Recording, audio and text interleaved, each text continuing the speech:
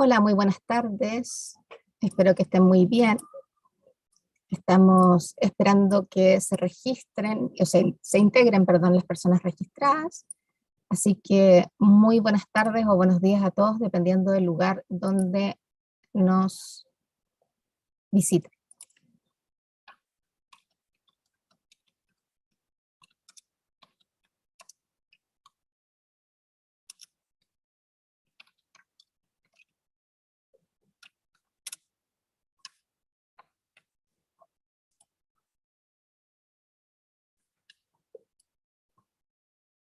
Muy buenos días, buenas tardes. Espero que estén muy bien. Ya estamos en nuestro octavo día de transmisiones y estamos esperando que ingresen las personas registradas.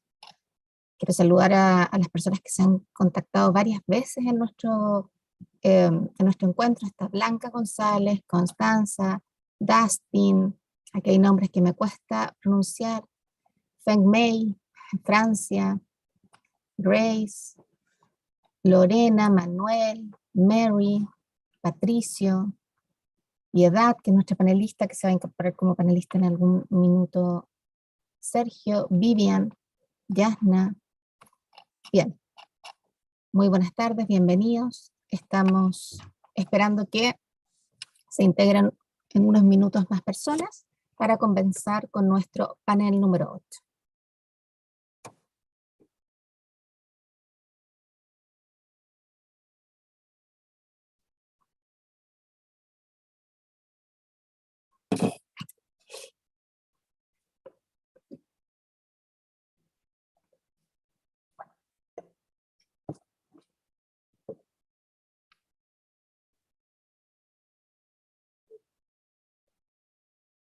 Gracias, Grace. Buenas tardes y que sea también una excelente oportunidad de aprendizaje la que tendremos hoy día también.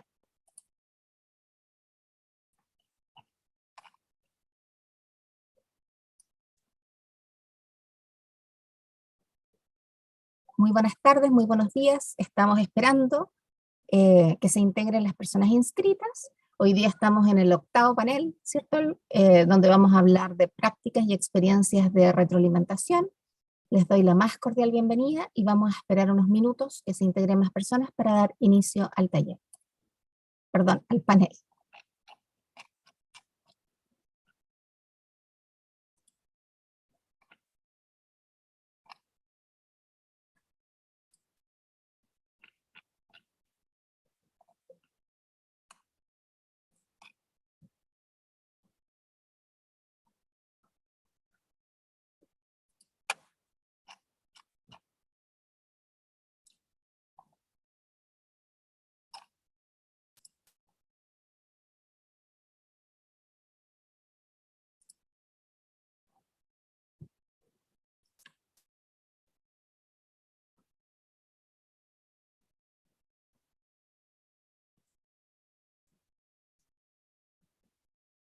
Muy buenas tardes, muy buenos días.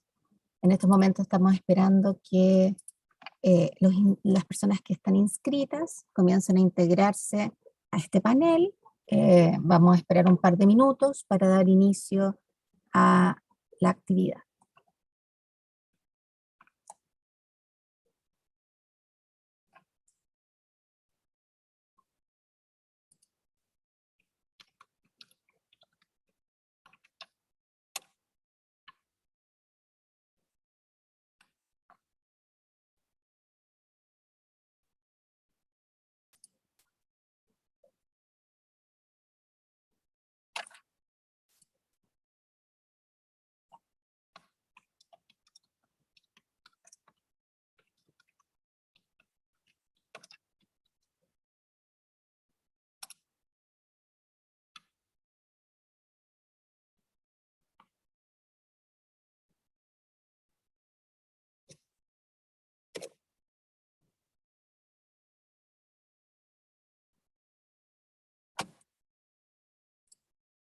Bien, vamos a dar inicio entonces al panel número 8.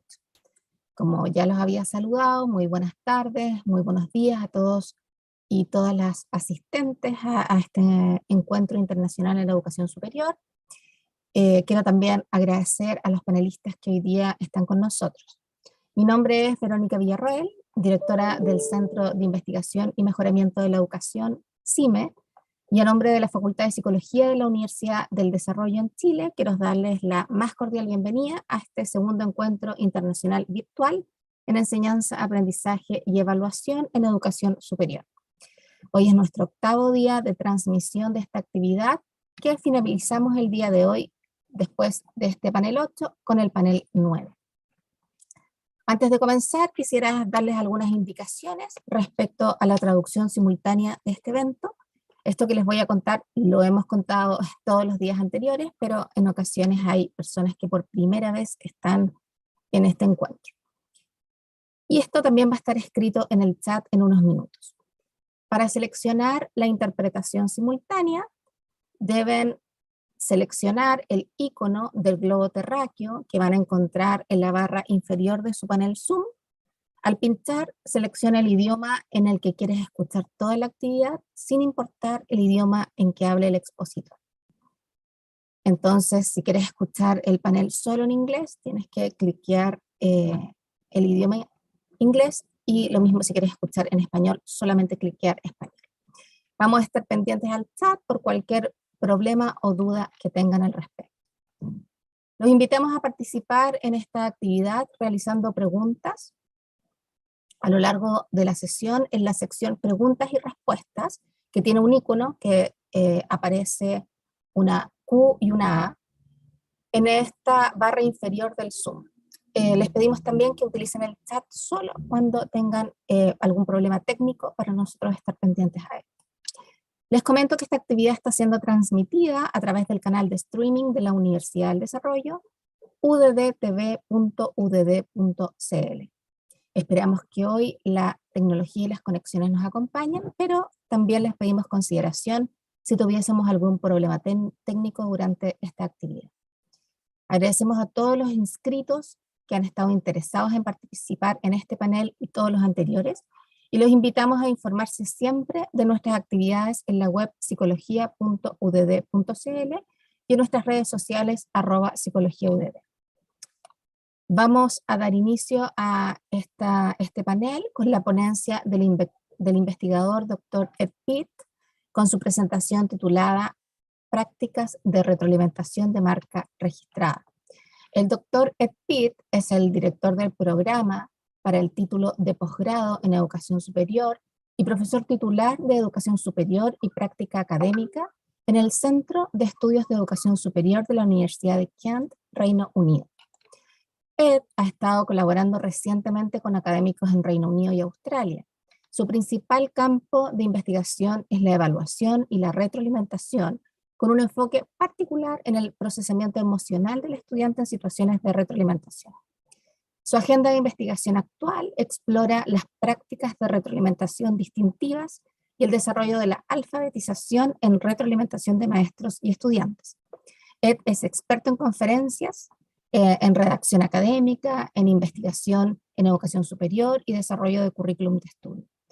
Es un profesional de la educación con un doctorado en filosofía enfocado en prácticas de la educación superior de la Universidad de Liverpool.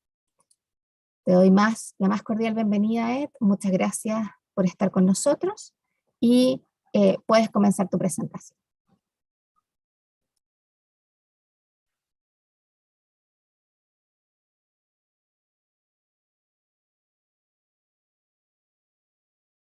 Thanks ever so much, Veronica, and thank you very much for the invite. Delighted to come and speak to you today at the end of what's been a fantastic week of activities.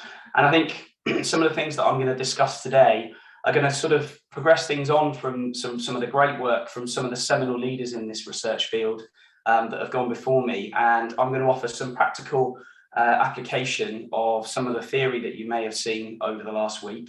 And I'm going to draw upon two particular research papers that I've published with colleagues in the UK and Hong Kong, and try and give some examples of where educators are designing curricula that move beyond the educator as provider and student as receiver in the feedback situation. I did some work a while ago with Naomi Winston and Rob Nash that looked at how educators are trying to understand their responsibility in feedback situations and their perceptions of how students act in feedback situations. And we know from some of the recent work that has looked in these particular areas, we've sort of decided that feedback is perhaps problematic in terms of student achievement. And as you see at the top of the screen, feedback being the moderator of student achievement. And we've spent many, many years looking at feedback and different ways that students can process feedback and use it. But we still have this problem where, particularly in sort of satisfaction surveys, for example, where students don't always report that feedback is as helpful as we as educators would like. And so what I'm advocating in today's talk is how we can design feedback processes that encourage action, so that students are utilising feedback to improve work, but also drawing upon some of the wider work around generating feedback for themselves through internal feedback. And I'm always struck when I look at this area and I talk to students about assessment and feedback, is they always say to me, well, when it comes to feedback, what's in it for us? We as educators often advocate students engaging with feedback, talking to us about feedback, but they will quite often ask that, well, what's in it for us? So a lot of the work that I've been involved in the last few years has really sort of looked at classroom opportunities, so that we can harness the power of the time that we have with our students in order to create opportunities that are coupled in tandem with assessment and feedback design. So I very much see them as all interwoven in what I call the learning environment. And I guess the areas that I'm going to particularly draw upon is how we can get students to revisit feedback that they've had in the past, but also within curricula. So these classroom opportunities that I'm going to look at are going to exemplify how students are given opportunities for feedback to be applied.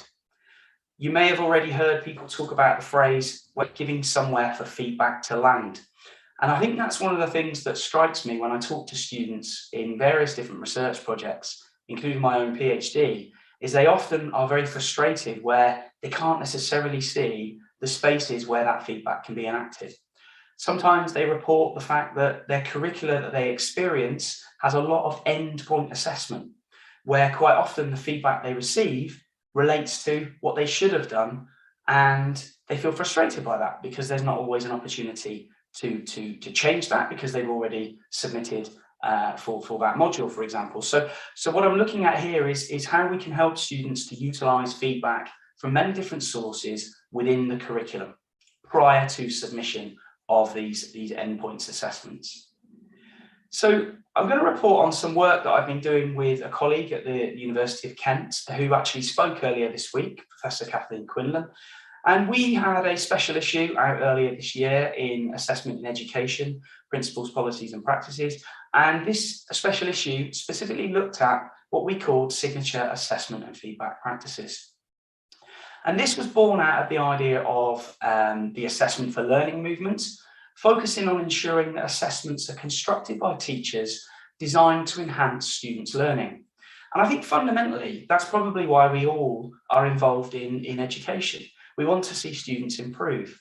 And I guess the most frustrating thing is when we invest a lot of effort and a lot of time, and yet sometimes we find that perhaps students don't enact our feedback, they don't listen. I remember the olden times when feedback was delivered to students on paper and pen essays, and you'd have piles and piles of essays left in your office because students wouldn't come and collect it. And I think that's really where I started to think about, well, what have we got to do differently to try and change that dynamic so that what we produce and the hours that we spend creating feedback and constructing it, so it is usable for our students.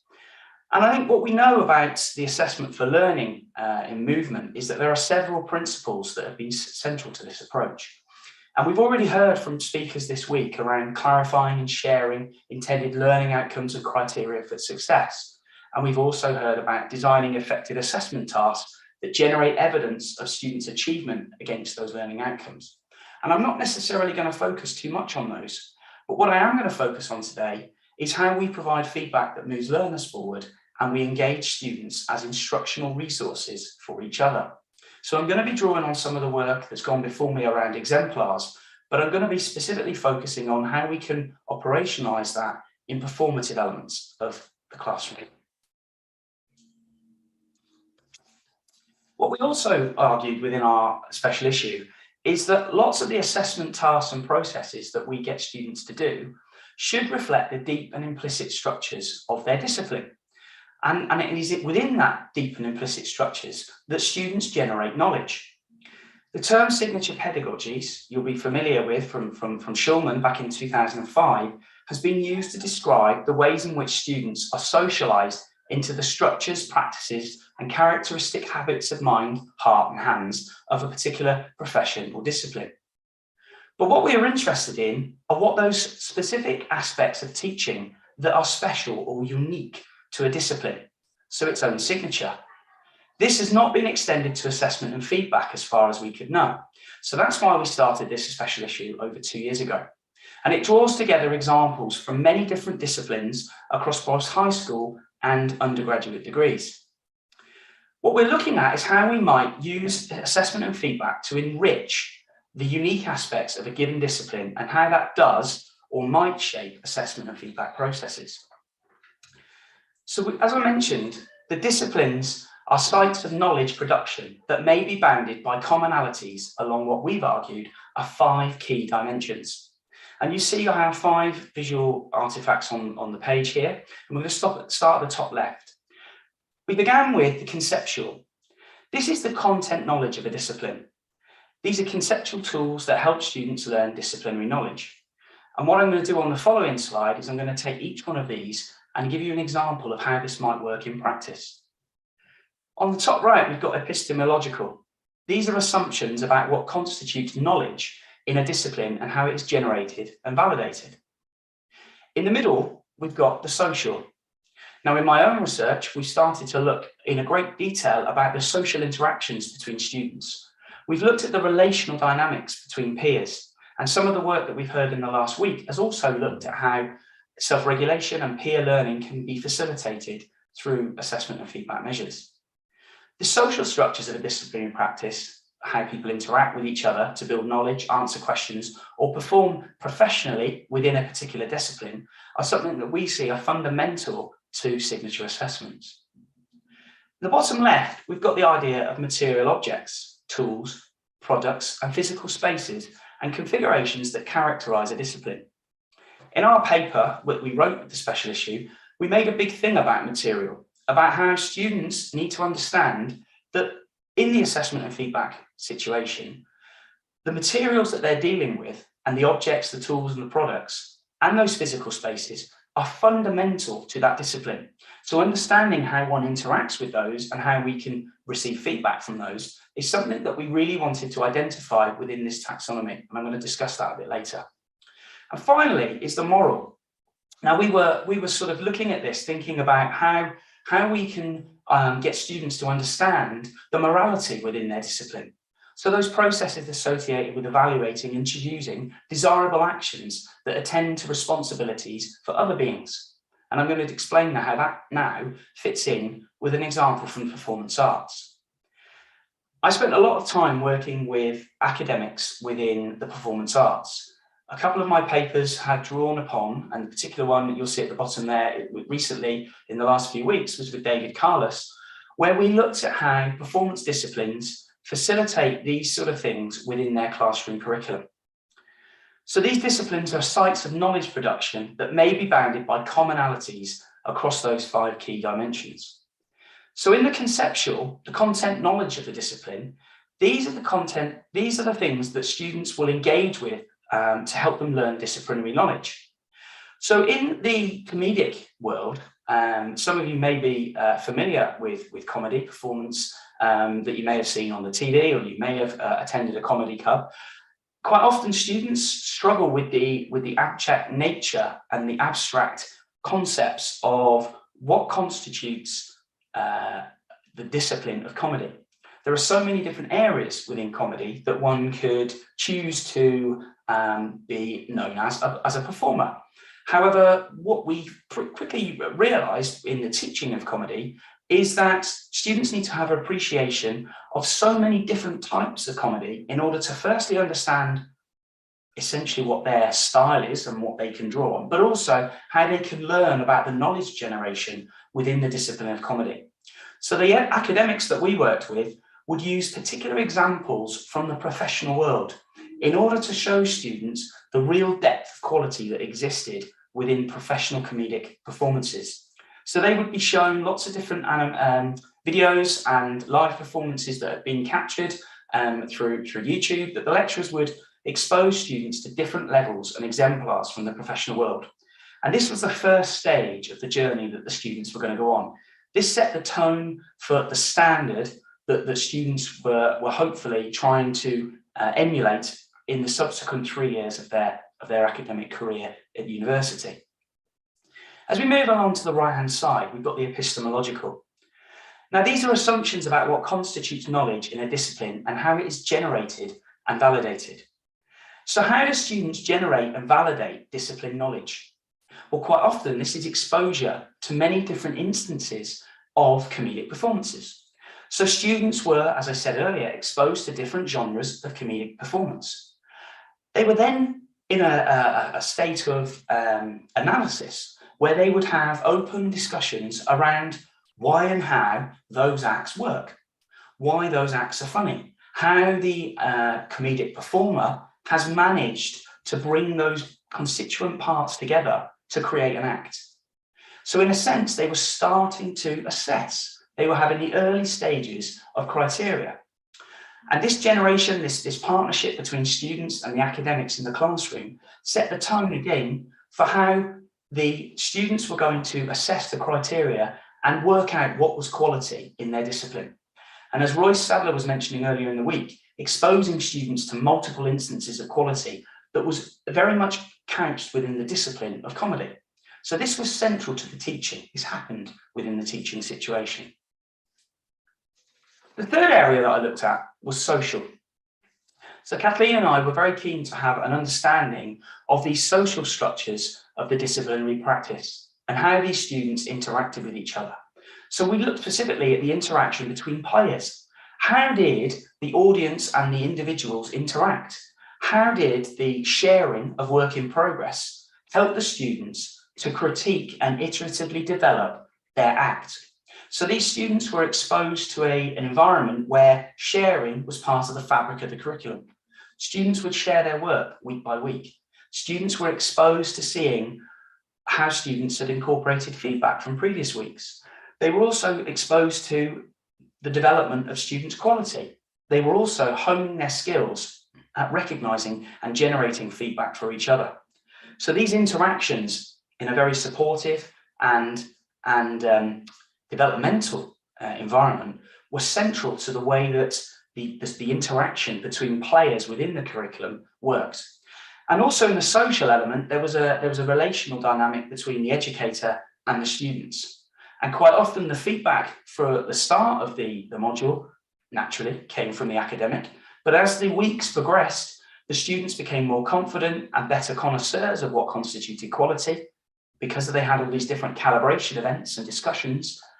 Such a feedback-rich environment that the generation of feedback was a lot stronger in the final weeks by the students, and the academic was there really as a bystander. The material, as I mentioned earlier, the objects, tools, products, and physical spaces that characterize a discipline, in comedic terms, was quite often around the audience. What the lecturers were keen to recreate was the environment that students might experience in the professional discipline.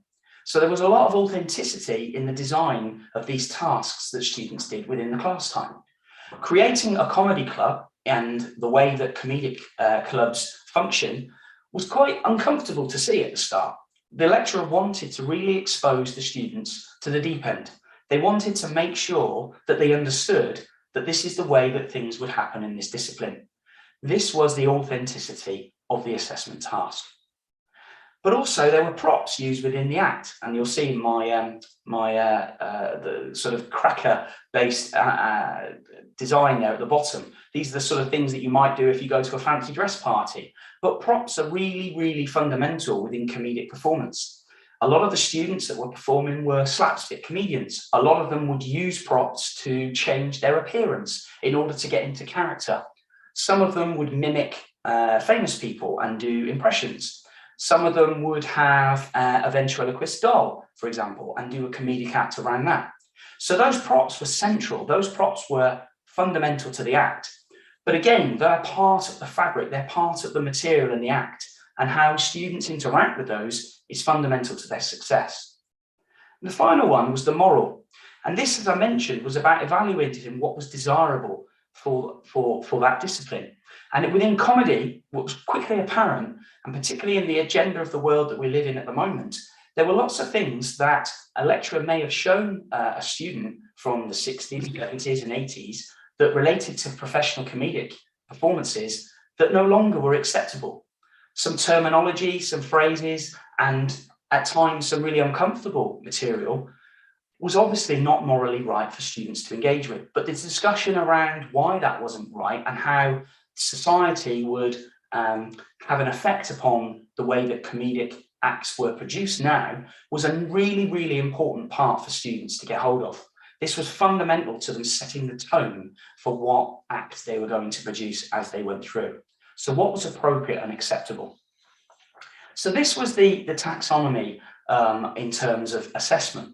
But as I mentioned, we also talked about feedback within this taxonomy. And this was the sources of signature feedback that we proposed. So you'll see in the middle of the diagram here, we've got students' work or task performance. And imagine that this is at the sort of a metaphorical table, if you like. My colleague describes this a lot better than I. But what she says is that the four sources are depicted as sitting around that table and putting the sort of feedback in, adding to the smorgasbord of feedback in terms of the students' work. And that's depicted by the arrows. So these are things that are inputted in. And they may provide information about any of the 5 dimensions of disciplinarity that I described earlier in the assessment. So what we'll do is we'll start at the bottom with the self. Now, students can provide self-assessment. Indeed, students engage in self-assessment. And I know in the following panel, we're going to look particularly with Jan Z's work around self-assessment. But we also privilege that role because they are also active agents in processing all the information provided by other sources. This is indicated by the curved arrow at the bottom of the screen that comes back out from the circle. So they can scoop up all the information on the table and it gets filtered through their own beliefs, knowledge and goals and may be enacted in future work. And this is depicted by the arrow that comes out from the self towards the right to another performance opportunity or another assessment. So here we're looking at how the students can generate internal feedback, as David Nicol has recently suggested. And this is a process of comparison for learners. It's the new knowledge that students generate when they compare their current knowledge and competence against some reference information. So Nicol has argued that individuals will always need to generate when they compare their current knowledge and competence against some reference information. Now, in order to know what to do with any feedback information that they receive from their external environment, then they need to look at how it is relevant to all the other external sources of feedback that they may receive. So to give you an example, and I will use comedy again, because I did that in the earlier section. So students can generate self-assessment and inner feedback through being active agents in processing feedback information that comes from many sources within their environment. So for example, they could see peers' work in progress. This affords them the opportunity to generate external feedback for their peers, but also internal feedback about their own performance and how this may be enacted within future performances. Within the curriculum the educators created, students had multiple opportunities to refine their work over the course of a one-semester module. So there was clear landing spaces, as I mentioned earlier, for students to be able to enact. but also students were able to see on a week-to-week basis how their peers had enacted that feedback. On the left-hand side, we've got disciplinary colleagues, teachers and peers. Now, much of the feedback that students will receive from disciplinary colleagues, these are people within the discipline, is evaluative. Now, this offers a judgment on the work based on some criteria and may also include constructive suggestions for how the work can be improved. Now, this is largely the case within written feedback on comments on students' work that we've seen in the literature, which is the main form of feedback information that a lot of students will get on summative assessment. And certainly within the UK, we have an issue where students often see feedback as only being written comments at the end of a piece of work. However, what David and I have argued is that evaluative information can include suggestions for enhancement. However, for that suggestion for enhancement to be useful, then we need to think about opportunities where this feedback can lead into future-orientated feedback with somewhere for it to be enacted. So this is why we advocate the idea of being able to give students lots of these evaluative, future-focused, specifically helpful feedback within the curriculum. What we also know, and this is from some work that I did with some colleagues at the University of Surrey, Marion Heron, Emma Medland and Naomi Winston, is that we looked at something called feedback talk. And this was looking at the contingent, episodic and dialogic interactions that happen between students and educators in the classroom. This is a differentiated view from verbal feedback, which is the spoken delivery of summative feedback information. Because what we argued is that feedback talk can happen in the moment. It's moment by moment exchanges in the classroom. So all of those interactions that happen between educators and students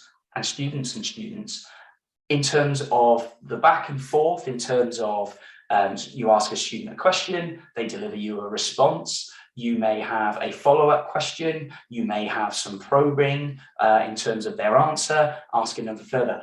You are affirming their knowledge construction. You are giving them feedback in relation to where they currently are. You may be closing the gap between where they think they are and where they actually are. And similarly, students are generating feedback and feedback talk in their dialogue around, as I mentioned earlier, exemplars. So feedback talk is something that we've argued is a really important part of the sources of feedback that students can access.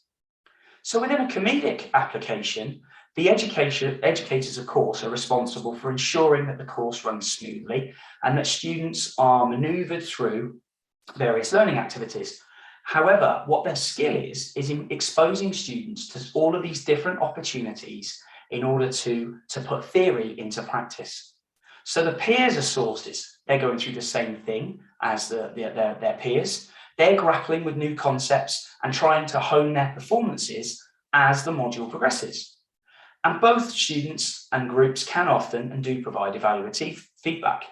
So these ongoing work in progress, as I mentioned earlier, are great sites for evaluative feedback to be shared in relation to some of the criteria that was generated in the earlier exemplars from the professional world, but also constructive suggestions in relation to students' performances week on week and how they can be incorporated and improved as the module progresses. At the top of the model, we've got knowledge on service users or audiences. Now, what we argued in the taxonomy is that they can offer evaluative feedback, but we also offered that they could offer something called consequential feedback. That is information about the effect of the learner's action on them.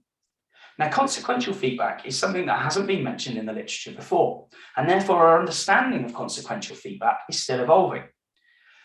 But it could, for example, be consequential through a performer's body language or reactions to students' work, whether this is a written product from an interaction with a customer or another authentic disciplinary product.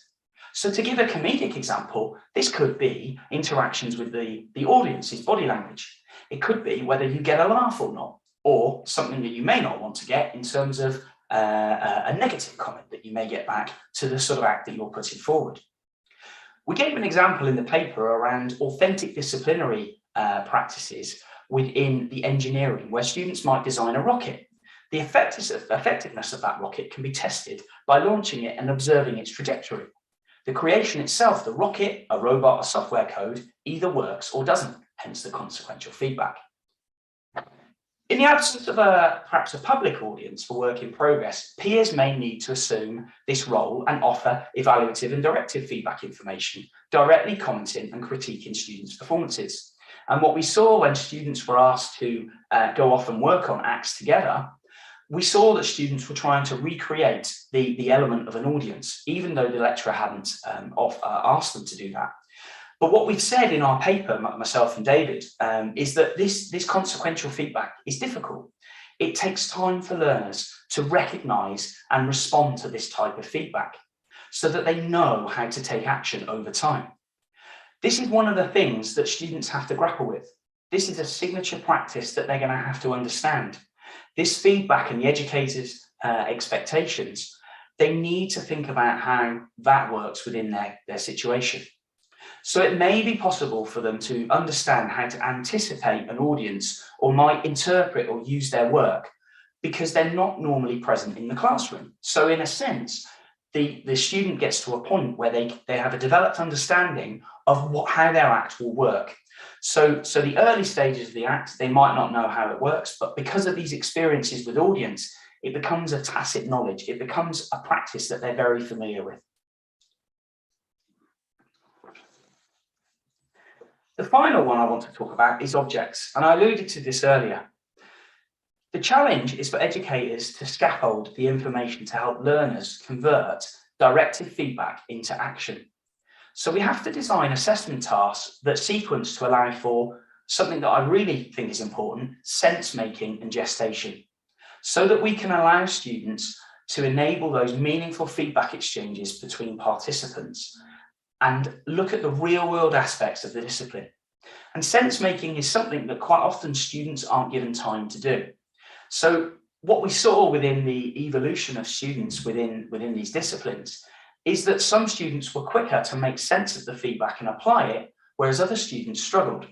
So there was some sort of threshold level where students had to overcome a sort of a blockage, if you like, in an understanding of how they might utilize, for this instance, the objects. Now, we know that objects can often not speak or write evaluatively. Their effectiveness really provides consequential information that offers performance feedback. So students can perform an action or on an object, such as adding perhaps a chemical to a solution and shaking the solution, and the solution's reaction presents consequential feedback information. And we argue that consequential feedback, perhaps even more strongly than evaluative feedback, is tied to these disciplinary feedback practices. And what we want to do is understand those in greater detail around the range of disciplines. And our special issue started to give an example of how this might work in practice for the sector. We've also thought about simulations and how they can involve human actors playing the role, for example, of a patient or a non-human actor. So to simulate real life, this can offer consequential feedback. And we've been doing some literature searching where simulation is very much held within medical disciplines. And we've been looking at how students perhaps could interact with a monitor that displays vital signs, or a mannequin that blinks, breathes, and has a heartbeat, pulse, and respiratory sounds. This information could be exploited further by encouraging students to reflect and make sense of the effects of their actions on that environment. For example, in a simulation environment, students might note the vital signs of their patient changed as a direct result of something they did, and explicitly reflect upon how they use this source of consequential feedback to take further action to help the patient. The other area we looked at were the rhythms and the cycles within the arts disciplines. So we looked at the rhythms, the cycles, and the spirals. And in terms of the rhythms, we noticed that there are natural rhythms of a discipline that means immediate feedback after each performance, and even during the performance, i.e. the consequential feedback that I mentioned earlier from the audience, are plentiful. So these emphasize the relational aspect of feedback and ensure that dialogue and trust are central to those day-to-day interactions. Therefore, by building a trust and interest in student and staff interactions, The feedback can become part of everyday practices rather than something primarily linked to summative assessment and evaluation. And in terms of the cycles, we saw this within the teaching exemplars, and I mentioned this earlier on. So students are given opportunities for professional exemplars to calibrate their understanding. Then they move to what we call live exemplars of students' work in progress, where this is a safe space to fail or succeed, giving students opportunities for agency. It was safe because it wasn't tied to the summative, because that happened at the end. Peers are given assessment referential to the professional exemplars and construct emotionally sensitive feedback. The key thing here is there is instant actionable feedback for students to utilise. In terms of the cycles, if feedback information is provided on assessments with no opportunity to act, such as I mentioned earlier about endpoint assessments, the feedback could have limited utility because there's no real opportunity to close the loop. Students might reflect on how they've used this information to close the feedback loop in their next piece of work, of course, but the follow-up task may be designed to encourage students to use feedback from earlier assignments, so we could instigate that. But what we looked at in our particular research was how we could get students to prepare multiple iterations of their work in collaboration with others, so that they could develop and refine that performance, which is typical to the profession. Quite often, comedic performers will spend a lot of time dry running their acts with a group of writers, their peers that they perform with, before they let it loose on a big audience. So these big comedic performances that you see in arenas quite often have lots and lots of formative elements prior to that big show. The final area that we looked at were feedback spirals. And what we know from the research on spirals and spiral curriculums is that we want to try and reduce the dependence on teaching staff so that students learn how to seek out new sources of feedback information. So in what I've talked about earlier today, we've looked at how a curriculum can offer different sources of feedback. We've looked at the objects, we've looked at peers, we've looked at disciplinary colleagues. And in all of this, there's a responsibility element for students to enact and seek feedback themselves, so that they can continually modify their approaches based on this new information that they see. So spirals involve a series of cycles that lead to longer term change. So much of what I talked about today is centered within a particular module. But if we see the spirals as existing outside of modules, existing across the 3 years of study, for instance, so that when it comes to designing a new script, for example, in a particular different module or in a different context, students are able to use the experience from the rhythms and the cycles and the feedbacks that they gain from those situations in order to improve their outcome. Now, what I wanted to do was draw upon some specific data that related to students' thoughts about this. So we did a survey with 270 students that experienced all of what I've explained in this earlier part of this talk. And we used some parts of the feedback orientation scale. 94 students responded, and you'll see on the screen, we have representatives from film, comedy, drama, and music. Now, what the students told us in the using feedback, so this is the sort of utility, if you like, of feedback, we asked them 3 particular questions. Ongoing feedback from educators helped me to improve my work. Ongoing feedback from peers helped me to improve my work. And I felt confident when applying both positive and negative feedback to my work. And what we saw in the results was high level of agreement. Both sources of feedback assisted students. So our students were given us strong indications that this element of ongoing feedback from both educators and peers had a big impact to help them improve their work. But what we saw is that some students still struggle to apply the ongoing feedback that they received to their work in progress when it came to both positive and negative. And this is some elements of level of experience, if you like, bearing in mind these were first year students, that there was an understanding of the culture and the difference in the environment and how things played out. There were quite obviously students that really struggled with this new environment and this new way of learning. And what we're looking at now is trying to look at those students as they move on to second and third year, so that we can understand how this culture, this learning environment impacted them over the longer term. We also looked at accountability and responsibility. You'll remember at the start of the talk, I talked about some work that I did with Naomi Winston and Rob Nash around responsibility. In that research, we looked at educator responsibility. Here, we wanted to look at students' responsibility around whether they felt that this environment made them feel like they were responsible for using feedback. So what we wanted to understand was whether the students felt like the curriculum almost forced them to feel responsible for using the feedback. So we had a bit of a crowd effect, if you like, in terms of the way that students could see other students enacting feedback on a week-to-week basis. So the culture and the norm became that feedback should have been enacted, but it's the responsibility of the student to enact it. When peers give them feedback, we noticed that the score was slightly lower. So there is still an element of students feeling that the teacher feedback that they received had a slightly higher level of score in terms of their responsibility to apply it. So there's still a sort of level of credence that's attached to feedback that comes from an educator. But you'll see the scores are still pretty high in relation to peers. And also this element of obligation to make changes. And this speaks to the element that I mentioned earlier around the collective being the norm to apply feedback. One of the differences here within these examples is that students could see students employing the feedback, enacting it. Whereas quite often with the written form, you don't always necessarily see that happening because students don't always see individual subsequent work. We asked some general evaluative questions around this.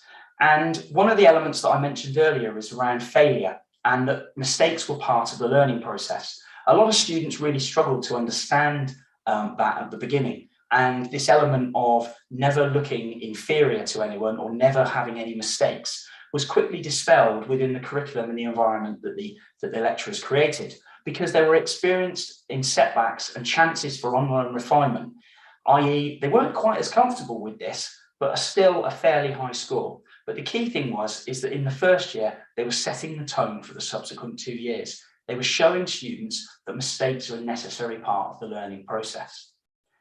Again, a real positive about the opportunity and helping them recognise quality of their own work in terms of seeing their peers' work evolve over the course of the module. They talked about generating feedback, helping them in their own work, and these were our nods towards starting to understand how the generation of feedback could be applied to their own work. And we know from this particular body of research that has gone before us that that is the real sticking point for students, being able to apply that feedback to their own work. And seeing how their peers applied their ongoing feedback and helped them in their own work, sometimes students weren't always convinced that this assisted them in their production of their own work. And what we think is going on here is an element of expertise and how students are starting to develop that expertise. And as Royce mentioned earlier in the week, this is a real skill and it's not something that's going to happen certainly in 12 weeks. So it's a longer process. So to conclude, what we think that the assessment, signature assessment and feedback research that we put in our special issue and the papers that I talked about with Kathleen and David Carlos, this opens a new way of thinking about assessment and feedback. But it also offers us a framework for evaluating and enhancing assessment and feedback.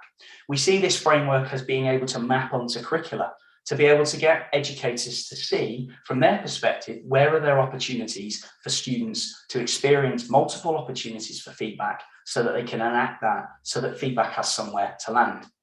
We also see this as being something that students can be utilising so that we can gain the student perspective about the effectiveness of our curricula and how the harmony between assessment, feedback and curricula exist. And I will stop there and pass you back on to Veronica. Muchas gracias, Ed. Muy interesante tu presentación, mucha información que seguramente va a generar bastantes preguntas más adelante en la ronda final. Así que te quiero agradecer y vamos a continuar con la segunda ponencia.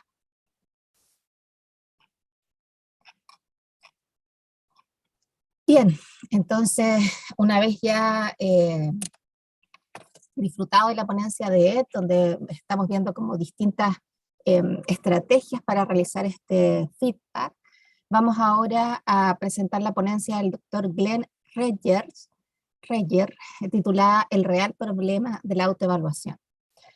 Glenn recibió su doctorado en psicología cognitiva de la Universidad de McMaster en 1993 y luego ingresó al campo de la educación en profesiones de la salud como profesor asistente en la Universidad de Toronto. En 2009 se trasladó a la Universidad de British Columbia, donde actualmente se desempeña como científico senior y director asociado en el Centro de Becas de Educación para la Salud. El Dr. Reger ha sido mentor formal de más de 100 estudiantes graduados, becarios de investigación y profesores. A través de diversas colaboraciones ha sido coautor de más de 200 artículos revisados por pares sobre una variedad de temas que incluyen experiencia clínica, evaluación basada en la práctica, autoevaluación, autorregulación y retroalimentación. Utilizando el conocimiento adquirido en estas áreas de estudio, ha sido consultado con organizaciones profesionales y organismos reguladores en América del Norte con respecto a modelos auténticos y efectivos de autorregulación y desarrollo profesional continuo. Bienvenido, Glenn, muchas gracias por estar acá y estamos ansiosos de escuchar tu presentación.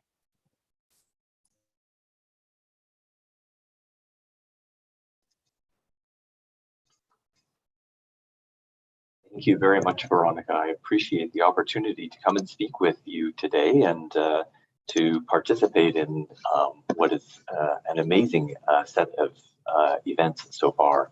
So I do very much appreciate the opportunity to share with you some of my own thoughts around the issues of self-assessment and its importance in the context of feedback. I'll start by mentioning that my own area, as Veronica was describing, is in the area of health professions in particular. And so recognizing, as Ed was describing, that there are different signature pedagogies and therefore different signature practices with regard to feedback, it probably should be mentioned that a lot of the work that I'm going to be talking about emerges from my own interactions and my own engagement with a large number of educators and students and learners throughout the health professional training programs, from medical students or health professional students into residency, which is the clinical training aspect of medicine, and then into practice. And so I've really been spending my time looking at the full range and think about learners rather than students for the most part when I'm thinking about the idea of feedback and how feedback relates to itself. One of the things that Ed mentioned in his talk was the notion about the fact that self-feedback is an important part of the process that learners engage in. And what I'm going to argue over the course of the next little while is that self-feedback and external feedback can interact with each other in complex ways, and therefore understanding something about self-feedback and self-assessment as a result of that can be a very important part of understanding the ways in which feedback either works or fails to work when an individual is providing feedback to a learner. So I'm going to talk mostly about self-assessment in this particular talk. And when I go back and look at the literature in self-assessment, there is a large rhetoric around the notion of self-assessment and its value in learning and in continuing to develop expertise. In the adult education literature, there is a lot of notions around expertise that describe it as a process of effective self-reflection over the entire time of their career. And so in adult education, there's often a lot of talk about lifelong self-directed learners, which requires a certain amount of self-assessment to be included. In the health professions and professions broadly, we see that they have embraced a philosophy of professional autonomy and self-regulation as an actual structure for what it is that makes up professions. And as several people have indicated in the health professional literatures, that self-regulation and autonomy demands competent and trustworthy self-assessment. So there's lots of information out there, or lots of framings out there, that suggest that self-assessment is a really important part of the learning process and of maintaining competence. But when we look at the reality of self-assessment, we can see that that is a problematic construction, because there are hundreds of articles that are assessing or evaluating self-assessment of learners. There are many literature reviews around this process, but there's really only one conclusion that you can draw from reading all of that literature and all of those literature reviews. And that is that self-assessment is generally poor for anybody who's trying to conduct it. When you look at the literature, there are really three key patterns of data that come about. The first is that there is little or no relationship between externally generated scores and self-assessed scores. So if we give a bunch of learners a test and we mark that test and we ask the learners how well they did on that test, we see consistently across the literature that there's essentially no correlation between the scores that are actually generated and the self-assessed scores that students produce for themselves. The second pattern is that all but the very highest performers tend to overestimate their ability, thinking themselves as performing better than the external evaluations would suggest that they actually do. And as a natural consequence of those two first points, the third key pattern of data is that the worst offenders are in the lowest quartile of performance. And this has very important implications for the ways in which we think about being able to support those who are struggling in a particular context. When we look at the literature and try to see how people have responded to this idea that self-assessment does not seem to be good in any of the studies that we look at, what we see is a pattern of data that almost looks like the stages of death that Kubler-Ross talked about, which is a morbid fascination, a disbelief that the data are true, some concern about what this means, efforts to explain it, and then efforts to improve it. But we still haven't really seen what would be the final stage of Kubler-Ross's set of processes, which is acceptance. And so there still seems to be a general rejection of the idea that self-assessment is really poor among everybody. So in today's talk, what I'm going to argue is that the situation is worse than you might imagine, because the situation is not that there are problematic learners who have poor self-assessment, but rather that poor self-assessment is our problem too. And so in the course of the talk, what I'm going to try to do is give an articulation of why self-assessment is so bad, what is perpetuating the myth of good self-assessment that we have for ourselves, and what the implications of that might be for effective feedback. So starting with this notion of why self-assessment is so bad, there's a really interesting study, many of you may have seen it already, which was generated by Kruger and Dunning. Kruger was the PhD student, Dunning was the supervisor. And in that work, they wrote a paper that was called Unskilled and Unaware. And what they argued in that paper is that the skills required to know whether you are performing well in a particular situation are also the skills that are required to actually perform well in that situation. And so what they argued is that learners are in a dual deficit. Not only do they not know whether they're performing well or not, they actually don't necessarily know what a good performance looks like.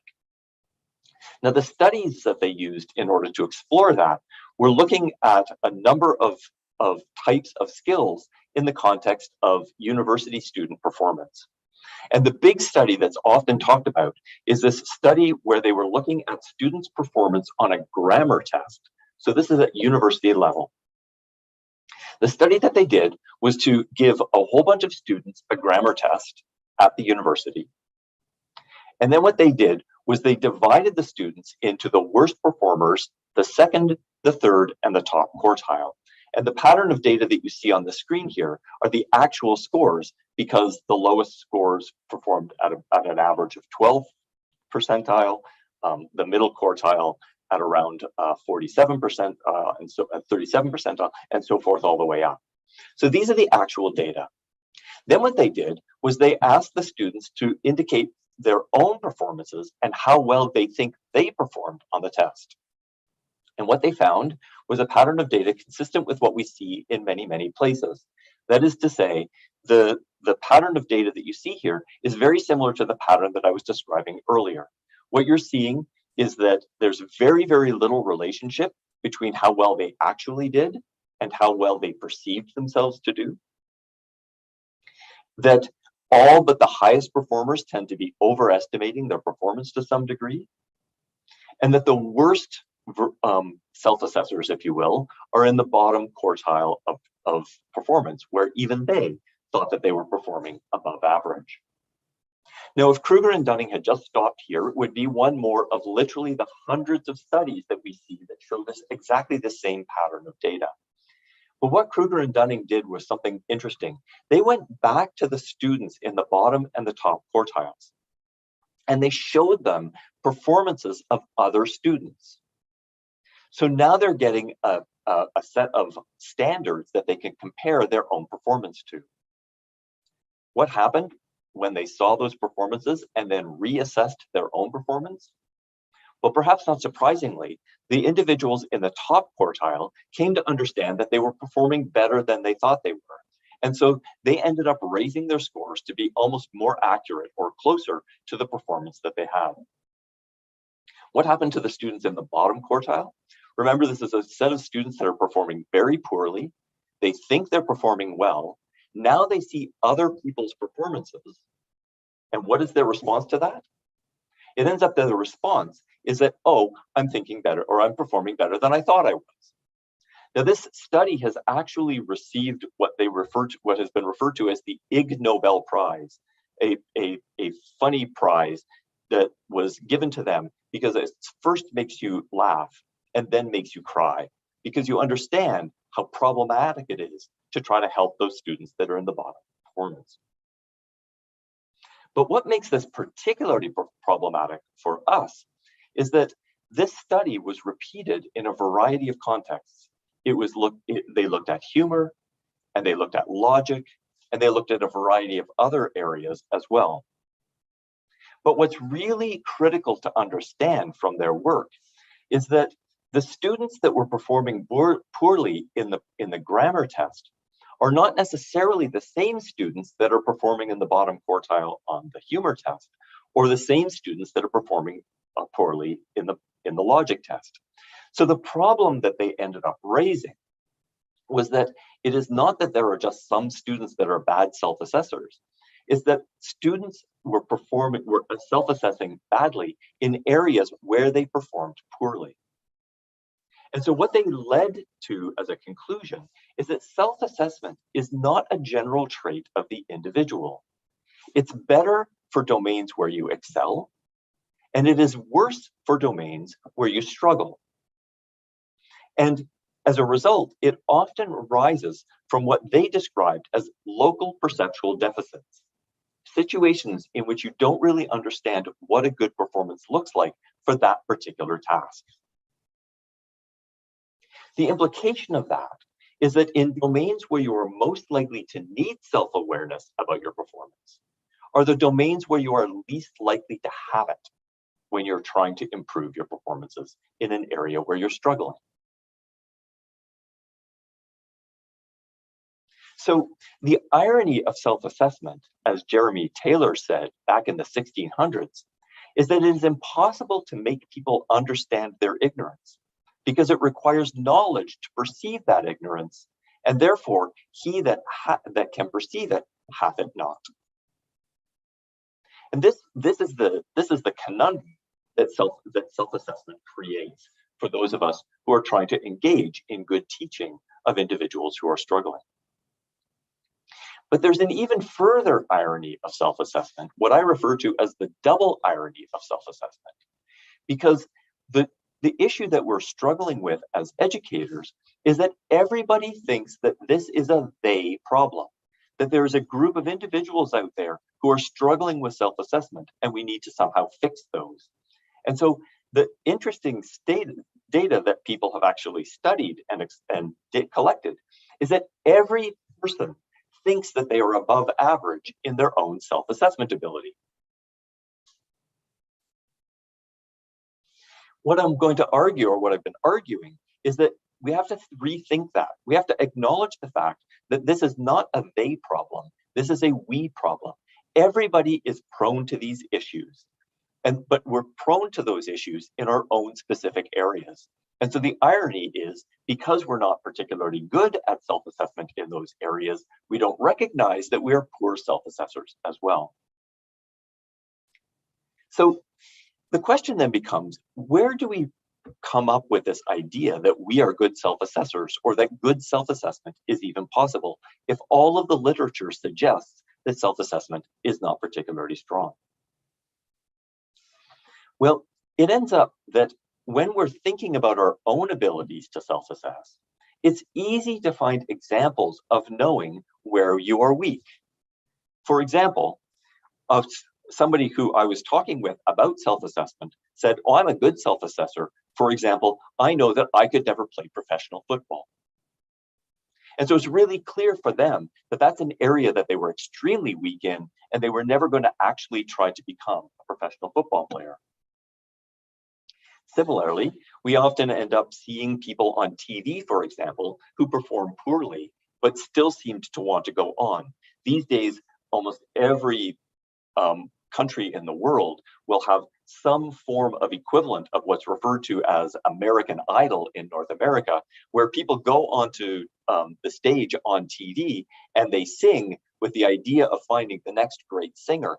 But the program always starts at the beginning of the season with a number of individuals who perform really quite poorly.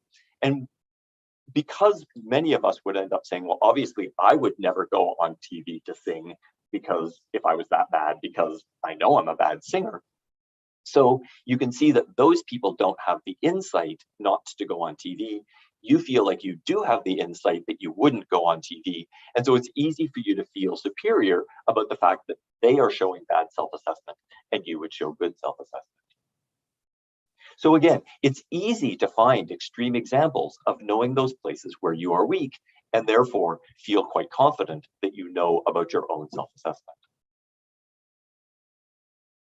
At the same time, it's easy to feel confidence in knowing where you are strong. But it ends up that the ways in which we come to know we are strong can be distorted in a variety of ways. For example, it's very difficult in everyday activities to get good corrective feedback. As an example, I know from many, many years of experience that I give really good talks. How do I know that I give really good talks? Well, when I go into a place where there's an audience in front of me and I finish my talk, everybody claps. And at the end of the talk, when things are finished, people often come up to me and they'll end up telling me nice things about what a great talk I gave and how good I was. I have to say that there has never been an individual who has waited around, stood in line, finally gotten the opportunity to chat with me and said, I just wanted to say, thank you for wasting an hour of my time. That was the worst experience I've ever had in my life. I can't believe that people allow you to do this in public. Why are you thinking about, why aren't you thinking about retiring as quickly as possible? Now, I'm not saying that the clapping is wrong. I'm not saying that the people who come up and tell me nice things are lying to me. What I'm suggesting is that we get a very distorted version of our performances because of the people who choose to talk about to us, or the ways in which we interact with people over time. The natural propensities to say nice things to people and to be positive in the ways that we interact with people is something that leads us to get only positive information about our performances. And it's more difficult to get naturalistic negative performance or information about our performances.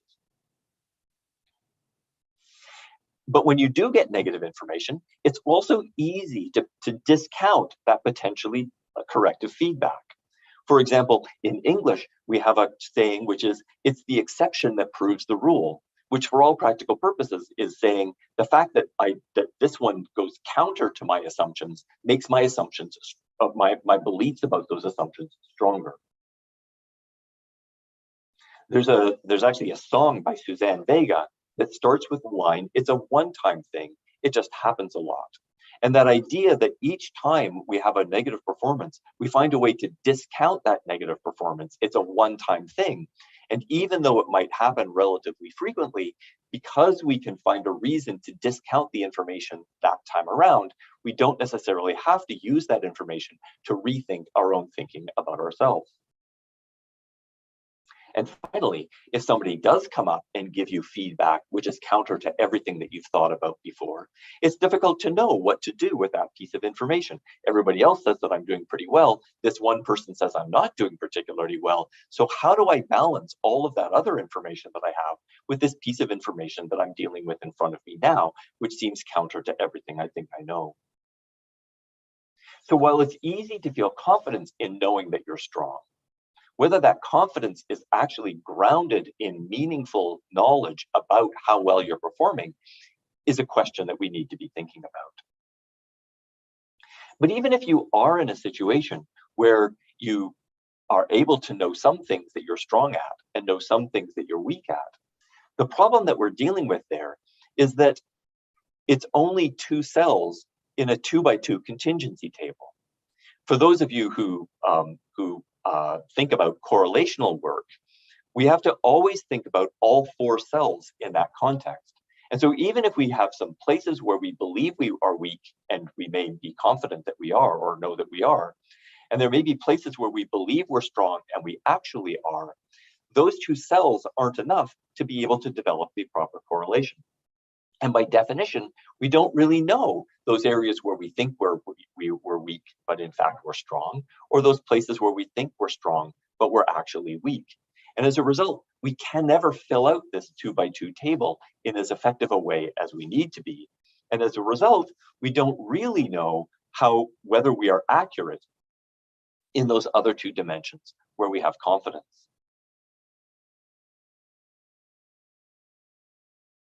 So when we're thinking about all of these issues of self-assessment is generally poor, but we seem to be confident on our own self-assessment, we end up finding ourselves in this situation where we run into concerns about our own performance.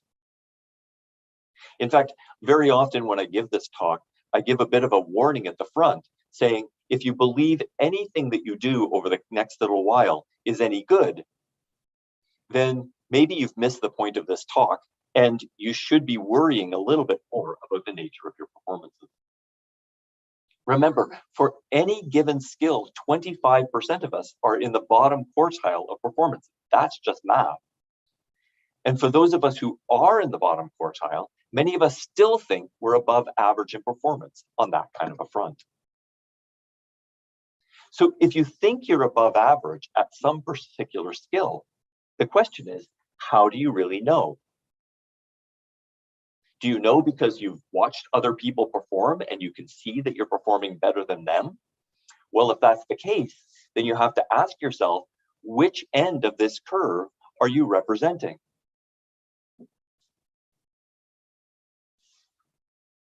And do you think you know that you're above average in some skill because people keep on telling you that you're above average? Well, if that's the case, then you have to ask yourself the question, are you getting a distorted set of information based on the people who are choosing to talk to you?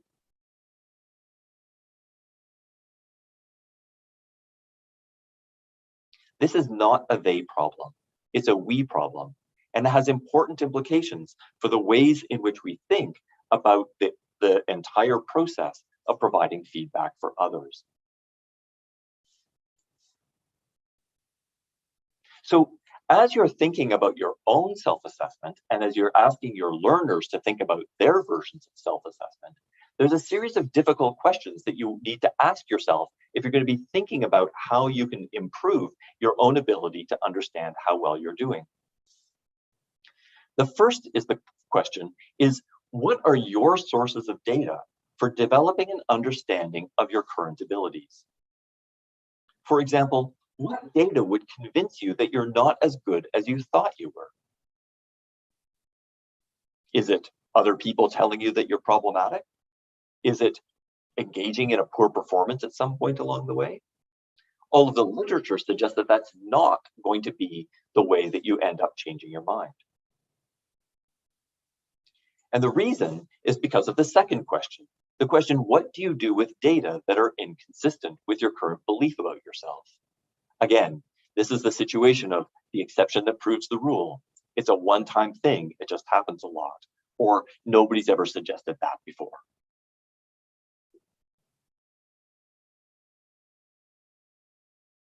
And so we need to go to the next question, which is not what are your sources of data, but in fact, the question of who are your sources of data for developing an understanding of your current ability. Just ask yourself, who's allowed to tell you what needs improving? Who do you ask for feedback? And who's allowed to give you feedback even when you don't ask? Many people don't actually have answers to these questions, much less the question, whose opinion do you respect so much that you would be willing to learn something hard just because that person said that you should? Now, these who questions become very important for our thinking about the ways in which feedback is going to interact with these notions of self-assessment. So there's several implications for feedback that this kind of thinking ends up producing. First, there are performance deficits that may arise from perceptual deficits. So when people are not necessarily performing optimally, it may in part be because they don't actually know what a good performance looks like. And that lack of knowledge of what a good performance looks like may arise from local perceptual deficits. And so the student may not actually be able to see what the teacher sees when the teacher is providing feedback about the performance. And the teacher may not be able to understand what it is to not see what they're seeing most obviously. Stephen Brookfield wrote a paper one time, which was talking about the difficulty of teachers having a blind spot, that they don't know what it's like to struggle in the area. There's no teacher of statistics, for example, who started by saying, gee, I'm really lousy at statistics. I'm going to learn it well so that I can teach other people about it. The people that are teaching statistics are people who naturally did well at statistics right from the beginning. And as a result, they've never had the experience of struggling with statistics. So when they see somebody struggling with statistics, they have a hard time understanding what that struggle is all about.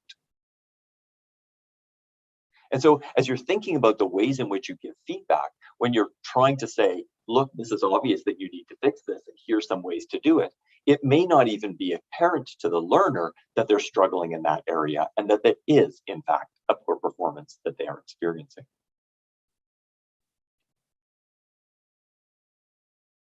But I think probably equally important or more important in this discussion today is that feedback happens in the context of a relationship. And there's an interaction between the individual and their understandings of their performance and the teacher and their understanding of the performance. And the ways in which you're going to be able to negotiate a common understanding of what's going on and how a student might be able to change the ways in which they're performing is going to depend on the nature of the relationship that you have with the learner. The who matters. The learner, as Ed was describing, actually is worrying about things like the credibility of the individual who's giving the feedback. As you saw in Ed's data, that the feedback from the teachers was actually rated higher or more impactful than from the learners, from the other learners that they had. And so the learner is engaging in a process of asking, is this someone I trust? Is this someone I respect? Is this someone that I want to think well of me? And if the answers to those questions from the student's perspective are, no, this teacher is not someone I trust, not someone I respect, or not someone that I want to think well of me, then the feedback is not going to be impactful in the way that it could be impactful. And so most of the feedback work that we've seen all focuses on mechanisms of delivery, ways in which to say it well, ways in which to interact with the student properly in terms of the delivery of the data, as Ed was describing, was the standard way of thinking about things. But in fact, the teacher is not a de facto accepted, credible source from the student around these issues of trust, respect, and somebody that I want to think well of me. And therefore, we need to be thinking not only about the idea of how we're going to deliver the feedback well, but we need to be thinking about how the student is perceiving their own performance, what they're seeing and not seeing. And we have to create a relationship so that the student is able to feel themselves to be vulnerable and willing to explore the difficult areas that they are struggling with, if they are struggling with those kinds of things. So a lot of the work around feedback or around self-assessment suggests that feedback isn't about the mechanisms of delivery. It's about the relationship that you build with the learner and the ways in which you leverage that relationship to co-construct an understanding of what is going on in this situation. And with that, I'll pass the baton back to Veronica. Thank you very much for your attention.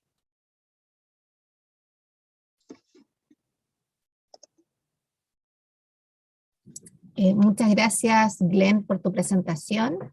Ya han aparecido algunas preguntas en preguntas y respuestas en el icono, así que más adelante las vamos a tomar, pero nos deja mucho que reflexionar, ¿cierto?, respecto a cómo facilitar este proceso de autoevaluación o qué condiciones tendrían que existir para que esto ocurra. Así que muy interesante tu presentación. Vamos ahora con la tercera ponencia, que en este caso corresponde a un equipo conformado por académicas chilenas de la Universidad del Desarrollo y de la Universidad Alberto Hurtado. Las voy a presentar ahora en adelante. La ponencia que corresponde ahora pertenece a la doctora Piedad Cabrera y a la doctora Daniela Bruna, que nos presentan el tema Prácticas de retroalimentación durante la pandemia en educación superior. La doctora Piedad Cabrera es postdoctorada en el Centro de Estudios y Desarrollo de Talentos PENTUC de la Pontificia Universidad Católica de Chile, es doctorada en Psicología y magíster en Ciencias de la Educación, diplomada en Intervención en Crisis de la Pontificia Universidad Católica de Chile, y licenciada en Educación Especial de la Universidad Nacional de Colombia. Sus áreas de interés son metodologías de la enseñanza activa y evaluación, educación de talentos, investigación cualitativa en torno a cómo se aprende, cómo se enseña, en educación superior con docentes universitarios, en pregrado y con tutores pares. La doctora Daniela Bruna es psicóloga de la Universidad del Desarrollo y doctora en Psicología de la Universidad de Concepción. Trabaja desde hace 11 años en la Universidad del Desarrollo y actualmente es directora de carrera de Psicología en Concepción, profesora de pre- y posgrado e investigadora del Centro de Investigación y Mejoramiento de la Educación CIME. Sus áreas de interés son docencia universitaria y dentro de esto, prácticas docentes para promover la autorregulación de los estudiantes universitarios, la evaluación para el aprendizaje y evaluación auténtica. Le doy la bienvenida a Piedad y a Daniela y pueden comenzar. Hola, muy buenas tardes o buenos días desde donde nos estén escuchando. Algo sucede que no puedo... Ahí sí. Muchas gracias, no podía prender la cámara, me apareció un mensaje. Bueno, muy buenos días o muy buenas tardes, dependiendo desde donde nos estén escuchando.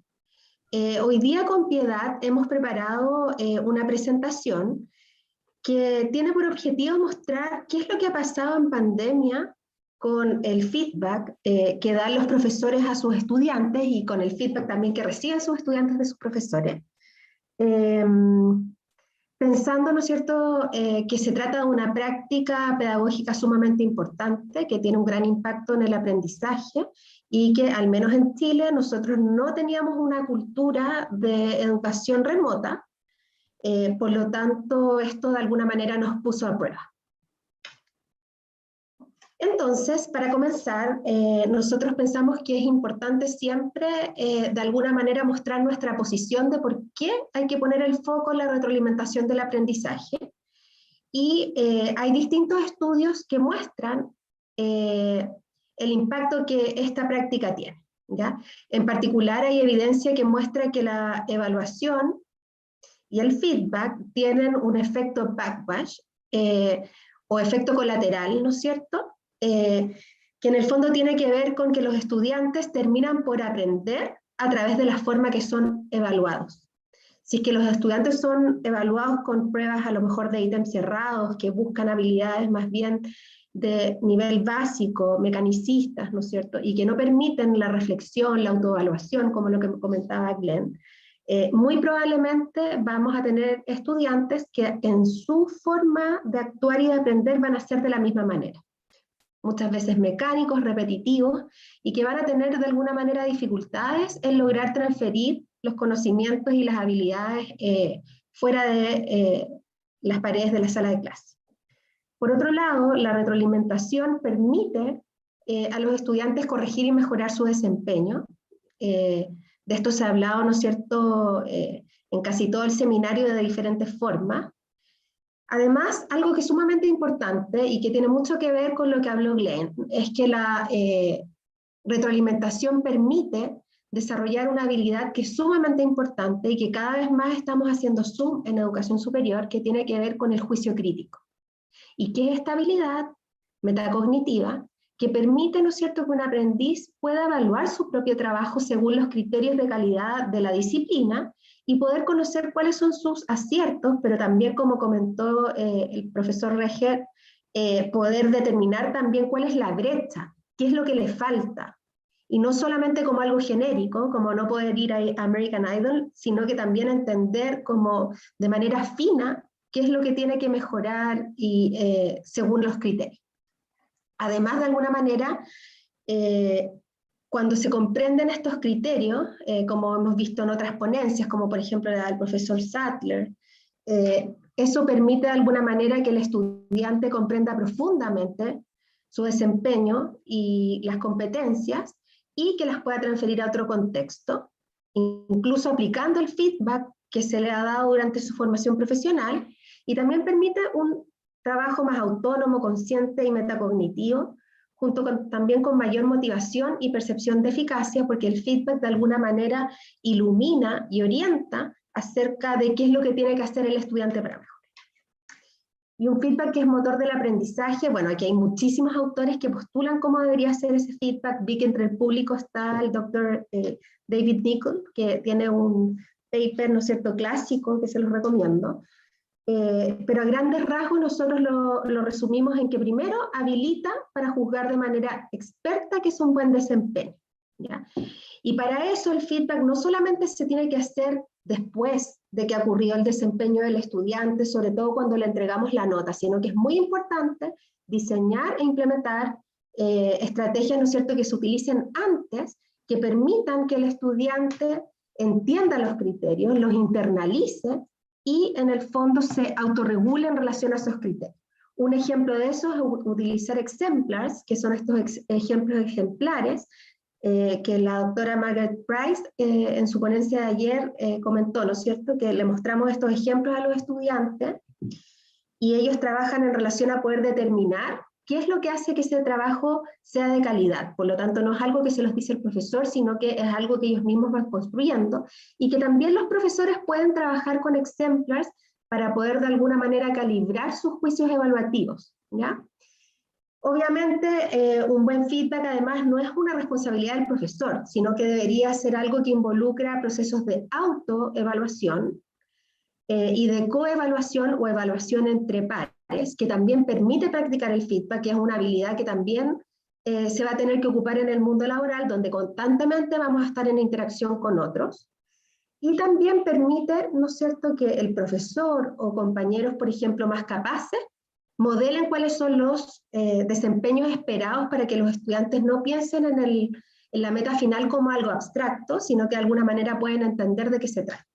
También el feedback permite determinar cómo el desempeño actual se relaciona con el esperado, que esto es algo también que aparece según múltiples autores, como por ejemplo, de alguna manera, usar evaluación formativa y de proceso, donde la tarea está dividida en etapas y que de alguna manera cada etapa tributa a la siguiente, permite, ¿no es cierto?, ir entendiendo qué es lo que me falta, qué es lo que tengo que hacer, qué cosas tengo que cambiar, ¿ya?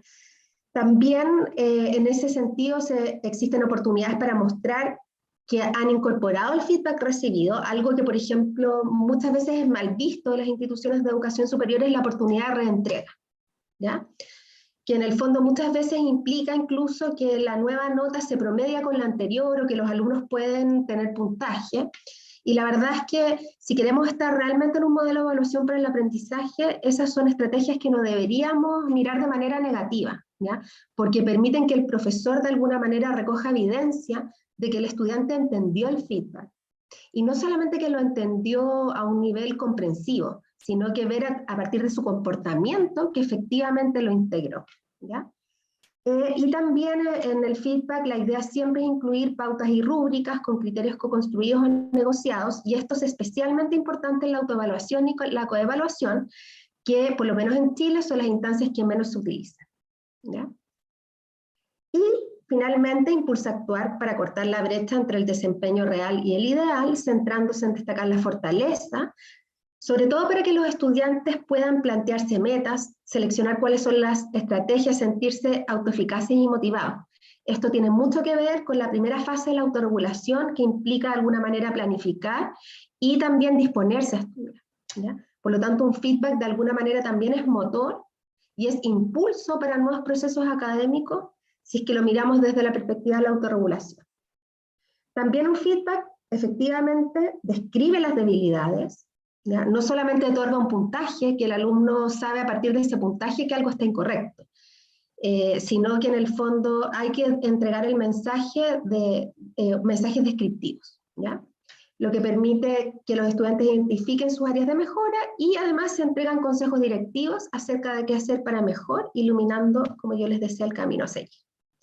Ahora, ¿qué es lo que ha ocurrido en pandemia? ¿Ya?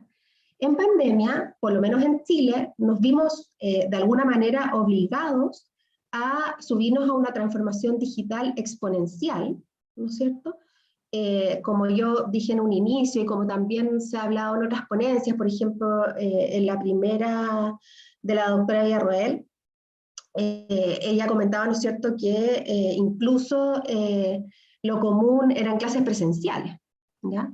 Y que esto ocurría en toda Latinoamérica y que el online estaba más inserto, ¿no es cierto?, sobre todo en posgrado, más que en pregrado. Pero obviamente la pandemia de alguna manera nos empujó hacia allá como una manera de poder dar continuidad a nuestros procesos de formación académica, ¿ya? Y uno de los aspectos que más cambió tuvo que ver con la evaluación, ¿ya? En tiempos prepandémicos, ¿no es cierto?, las evaluaciones generalmente eran escritas, ¿sí? Generalmente eran sincrónicas, pero cada vez más nos estábamos moviendo a formatos menos estandarizados, ¿no es cierto?, a formatos que permitían mostrar un desempeño, etc. Pero las instituciones de educación superior, al invertir en plataformas, también pidieron a los profesores poner esas pruebas y las evaluaciones en esas plataformas, que muchas veces implicaban trabajar contra el tiempo, un trabajo que no permitía, por ejemplo, cambiar respuestas anteriores, y obviamente ese tipo de evaluación promueve mucho menos una autorregulación y un feedback de calidad profundo y con las características que les acabo de comentar. Por lo tanto, lo que vamos a presentar ahora con Piedad es un estudio en población chilena para entender y explorar como un primer acercamiento qué es lo que pasó con el feedback a partir de la evaluación que se hizo en pandemia. Sí, y en ese contexto, ¿cierto?, nace este proyecto denominado Evaluación Nacional del Proceso de Enseñanza y Aprendizaje Remoto durante la pandemia de COVID-19 en la educación superior. Y nuestro objetivo general, ¿cierto?, tiene que ver con evaluar este proceso de enseñanza-aprendizaje en este contexto particular, ¿cierto?, que hemos estado viviendo ya durante 2 años, con la necesidad o el interés de poder identificar buenas prácticas docentes y también que promuevan el aprendizaje en los estudiantes. Y en ese contexto, nuestra investigación, ¿cierto?, debo decir que es un conjunto de investigadores, ¿cierto?, 15 investigadores, 13 universidades de 11 regiones del país, 17 asesores internacionales, y actualmente llevamos 2 mediciones, ¿cierto?, en docentes y en estudiantes. La siguiente. Gracias. Entonces, dentro de los participantes, como les señalaba, son docentes y estudiantes. Dentro de los docentes tenemos 500, nuestra N, ¿cierto?, son 505 docentes académicos y académicas. 57% mujeres y 42% hombres, la edad promedio más o menos es de 45 años, y también es interesante ver la experiencia previa que tenían en educación remota, y tenemos un 62%, ¿cierto?, que no tenían esta experiencia previa, y son docentes académicos y académicas pertenecientes a 31 universidades a lo largo del país. Y a nivel de estudiantes tenemos un N de 2.762 estudiantes, 53% mujeres, 22% hombres, ¿sí?, en una edad promedio de 22 años más o menos, y con un 69% de estudiantes que no tenían experiencia previa en educación remota, pertenecientes, ¿cierto?, a 21 universidades 31 universidades a lo largo del país. ¿Cuáles son nuestros objetivos? ¿Sí? Y que son los objetivos centrales de la investigación o de los datos, ¿cierto?, que hemos analizado con Daniela para presentar hoy desde unos resultados cuantitativos y cualitativos. El primer objetivo tiene que ver con describir cómo ha sido ese proceso de retroalimentación de los aprendizajes durante la educación remota, desde la perspectiva de los estudiantes como de los docentes chilenos. Identificar, ¿cierto?, qué variables influyen en que los estudiantes se beneficien de este proceso y en que los docentes utilicen prácticas que sean efectivas de retroalimentación para promover el aprendizaje en los estudiantes. Y finalmente, comprender en qué se ha avanzado y se ha retrocedido con respecto a la retroalimentación, haciendo uso de unos resultados de un estudio previo a la pandemia. Y eso es importante en el fondo tenerlo también como dentro de nuestro marco visual en este caminar que les invitamos a realizar hoy. Eso. Muchas gracias, Piedad. Bueno, ahora vamos a comenzar con los resultados. Me gustaría clarificar, ¿no es cierto?, que hay resultados en 2 niveles. Por un lado, resultados cuantitativos, que son más bien descriptivos, también hay algunos relacionales y algunos predictivos, y que en este caso nos centramos desde la perspectiva de los más de 500 docentes participantes, ¿ya? Quisimos centrarnos en los docentes porque en el fondo, de alguna manera ellos son los que estaban haciendo las prácticas docentes y los que necesitamos de alguna manera que hagan un feedback para el aprendizaje en esta pandemia. Y por otro lado, ¿no es cierto?, Piedad posteriormente les va a comentar sobre los resultados cualitativos, en los cuales, ¿no es cierto?, analizamos el discurso de profesores y estudiantes en algunas preguntas que eran preguntas abiertas, ¿ya? Por lo tanto, voy a partir con qué es lo que comentaron los profesores y que nosotros analizamos cuantitativamente. Por un lado, hicimos algunas preguntas que tenían que ver directamente con prácticas de feedback, ¿ya? ¿Y qué es lo que encontramos? Lo que les voy a mostrar ahora son las prácticas que los profesores reportaron utilizar con mayor frecuencia, ¿ya? Por un lado, ¿no es cierto?, el indicador que más realizaron tenía que ver con entregar a los estudiantes comentarios escritos en las evaluaciones sobre los errores cometidos, ¿ya? Por otro lado también, otra cosa también muy hecha por los profesores era que dejaban un tiempo de la clase para mostrarle al curso donde estuvieron los errores de los estudiantes, entregar a los estudiantes comentarios escritos en las evaluaciones sobre buenos desempeños. Al entregar las evaluaciones dejo un ejemplo de clase para mostrarle al curso donde estuvieron los principales aciertos de los estudiantes en general, y al entregar las evaluaciones dejo un tiempo de la clase para mostrarle al curso cómo mejorar en los temas en que hubo peor desempeño. Si ustedes se fijan, esto que los profesores reportaron hacer más es un feedback primero de tipo grupal, para la audiencia en general, ¿ya? Y que muestra más que nada los errores y los aciertos hechos por el curso, ¿ya? Y por otro lado también feedback escrito en la prueba con comentarios, ¿ya? Hay investigación que muestra que cuando hacemos comentarios escritos en las pruebas, típicamente tendemos a ocupar una comunicación muy eficaz, ¿ya? Como con pocas palabras, con muchos adjetivos calificativos, como por ejemplo, esto necesita mayor desarrollo, no hay hilo conductor, normas APA cuando hay un error, ¿no es cierto?, con mayúscula. Pero el problema es que muchas veces, al ser mensajes complejos que están escritos de una manera simple y eficaz, no necesariamente los estudiantes los van a comprender. Por lo tanto, si bien hay algunos comportamientos que reportan estar haciendo los profesores, no necesariamente son los que la evidencia muestra que son los mejores para promover feedback de calidad. Por otra parte, en relación a las prácticas que reportan menos los profesores, eran las siguientes.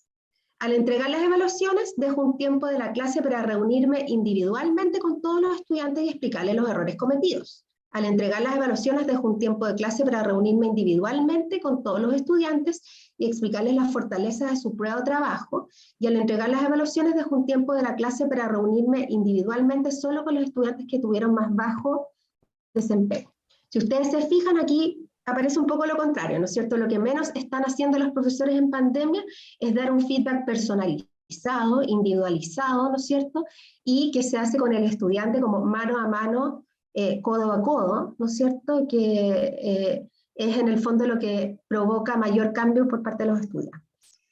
Ahora, otra cosa que es importante es que nosotros separamos a los profesores en 3 niveles según la confianza que ellos tenían en la evaluación. Y confianza se entiende como sentir que la evaluación online es igual de válida, por ejemplo, que la evaluación presencial, sentir que los estudiantes no necesariamente copian, sentir en el fondo que es una evaluación justa y una evaluación exigente, ¿ya? Y acá este resultado es un poco obvio, ¿no es cierto? Los profesores que tienen menor confianza en la evaluación tienden a utilizar mucho menos el feedback, ¿no es cierto? Y en cambio los profesores que tienen alta confianza tienden a utilizarlo, ¿no es cierto?, en mayor medida. Por lo tanto, algo importante para las instituciones de educación superior es trabajar en la confianza de la evaluación y hacer sentir autoeficaz a los profesores y ver que la evaluación efectivamente puede medir aprendizajes, ¿ya? Otro resultado importante es que hay una relación positiva, ¿no es cierto?, entre la percepción de aprendizaje de los profesores por parte de sus estudiantes, ¿no es cierto?, y el uso de feedback. Los profesores que sienten, ¿no es cierto?, que sus estudiantes aprendían de mayor manera, tienden a utilizar mayor feedback, y obviamente los que pensaban que sus estudiantes obtuvieron menos aprendizaje ocupaban menos feedback. Por lo tanto, se podría suponer una relación de interacción en el uso de feedback con una variable mediadora que sería, ¿no es cierto?, la percepción de aprendizaje. Por lo tanto, también es algo importante de trabajar con los profesores, ¿ya? Y también quisimos hacer una comparación, ¿no es cierto?, según el tipo de ítem que ocupaban los profesores o de instrumento para evaluar el aprendizaje de sus estudiantes y si efectivamente usaban o no feedback. Y encontramos diferencias significativas en los ítems y los tipos de instrumentos que aparecen acá. En las pruebas de opción múltiple, los profesores tienden a no usar feedback. En las preguntas de completación, que incluso desde nuestra perspectiva no deberían estar presentes en educación superior, porque es solamente un cortar y pegar, ¿ya? tampoco los profesores tienden a usar feedback. En cambio, cuando los profesores utilizan ensayos, debates, aprendizajes por proyectos y trabajos de investigación, tienden a utilizar feedback. Y por último, hicimos un modelo predictivo a partir de variables del profesor para determinar cuál era el mejor modelo para predecir que un profesor utilice feedback. Y en general, lo que promueve más feedback es cuando los profesores realizan tutorías individuales con sus estudiantes. Entonces, algo importante que tenemos que mirar en educación superior cuando estemos en formatos remotos es cómo lograr que los profesores tengan el tiempo y el espacio para poder también tener reuniones, aunque sean pequeñas, de tutoría individual con sus estudiantes. Y finalmente, ¿no es cierto?, pensando en una ponencia que yo hice la semana pasada, que mostraba como qué es lo que había pasado con la autorregulación en pandemia, quisimos también mostrarles este resultado que es interesante, porque hicimos un modelo predictivo de ciertas prácticas docentes y hasta qué punto predicen la promoción de la autorregulación. Y encontramos que las actitudes y percepciones al construir y evaluar, al construir y aplicar evaluaciones, que tiene que ver con, por ejemplo, cuáles son las creencias epistemológicas que tiene el profesor, si está más instalado en un modelo constructivista, y si es que en el fondo entonces hace preguntas de respuesta a lo mejor divergente, ¿no es cierto?, que no son blanco y negro, entre otras cosas, ¿no es cierto? Y el uso de retroalimentación, junto con otras variables que tienen más que ver con la enseñanza, como el enfoque del profesor, su percepción de autoeficacia y la diversificación de prácticas de enseñanza, predicen la autorregulación. Por lo tanto, muchas veces los profesores ponen en último plano la evaluación y la retroalimentación, pero aquí podemos ver que están al mismo nivel de importancia y que en conjunto con otras también predicen la posible autorregulación del aprendizaje. Bueno, ahora vamos a enriquecer estos datos cuantitativos, ¿cierto?, con la mirada cualitativa de docentes y estudiantes. La siguiente, por favor. Ya, entonces, vamos a ver que se conceptualiza la retroalimentación, o se ve la retroalimentación, ¿cierto?, con una función más de regular el aprendizaje. Y aquí es interesante comparar los discursos desde los docentes como desde el estudiantado, porque los docentes en este espacio remoto, ¿cierto?, que hemos tenido que experienciar desde la docencia, ocupamos la retroalimentación como una instancia, ¿cierto?, para corroborar que de verdad está existiendo aprendizaje o los estudiantes están aprendiendo, ¿no? Entonces, les permite también la retroalimentación desde la voz de los profesores, ¿cierto?, hacer un mayor seguimiento del avance de cada uno de los estudiantes y poder corroborar, ¿cierto?, no solamente el avance en contenido, sino también en habilidades, en conocimientos que los estudiantes van aprendiendo a medida que van avanzando en el desarrollo del semestre.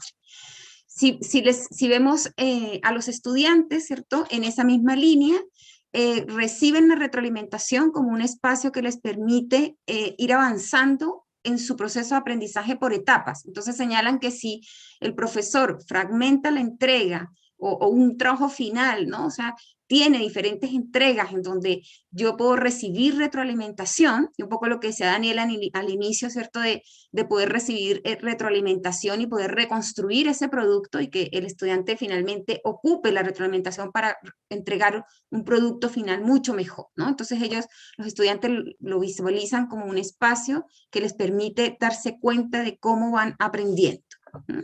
Y obviamente, ¿cierto?, la posibilidad de poder corregir y corroborar si por el camino que están tomando, ¿cierto?, van bien o qué tanto necesitan ajustar su ruta de aprendizaje para encauzar su proceso. El otro elemento importante que encontramos desde lo cualitativo, que es la siguiente transparencia, ¿cierto?, tiene que ver con la retroalimentación como parte del diseño curricular. Y aquí es importante también, incluso con los datos que mostró Daniel ahora sobre autorregulación, ¿no?, como la retroalimentación, en vez de verse como un elemento final en el diseño curricular, toma un lugar importante dentro de este diseño. Y sin duda los profesores reconocen que considerar la retroalimentación va a favorecer el avance de los estudiantes la retroalimentación implica, ¿cierto? No entregar comentarios cualitativos, escritos, por audio, ¿sí? Pero también, que eso podría ser extendido en el tiempo, también ocupan, ¿cierto? Formas de retroalimentar más inmediatas, y ahí podemos incluir o pensar, ¿no? Todos los que hacemos, estamos aquí, que hacemos docencia, ¿cierto? Todas las herramientas tecnológicas que hemos tenido que ocupar, ¿no? Y aprender a usar en el camino. Yo creo que es importante hacer como una separación, una mirada como en dos momentos, ¿no? Esa primera momento de emergencia en el 2020, que no estábamos como tan expertos en el uso de muchas herramientas, versus en un segundo momento, ¿cierto? Un segundo semestre, incluso 2021, ¿no? En donde ya tenemos ciertas habilidades como más desarrolladas los docentes para hacer uso de este tipo de herramientas que nos ayudan de alguna manera a entregar retroalimentación. Pese a que los profesores reconocen que es un elemento importante, ¿cierto? Dentro del diseño curricular, hay como un alto, que siempre lo tienen ahí como un fantasma que siempre está ahí, que tiene que ver con que es mucho más difícil, ¿cierto? Hacer una retroalimentación mucho más individualizada, de acompañamiento continuo, porque tiene que ver con la cantidad de estudiantes que podemos tener en sala y lo que implica, ¿cierto? Entregar una retroalimentación más acabada de manera individual, ¿sí? Y desde los estudiantes, ¿no? Reconocen la importancia que ha tenido la retroalimentación para su avance, y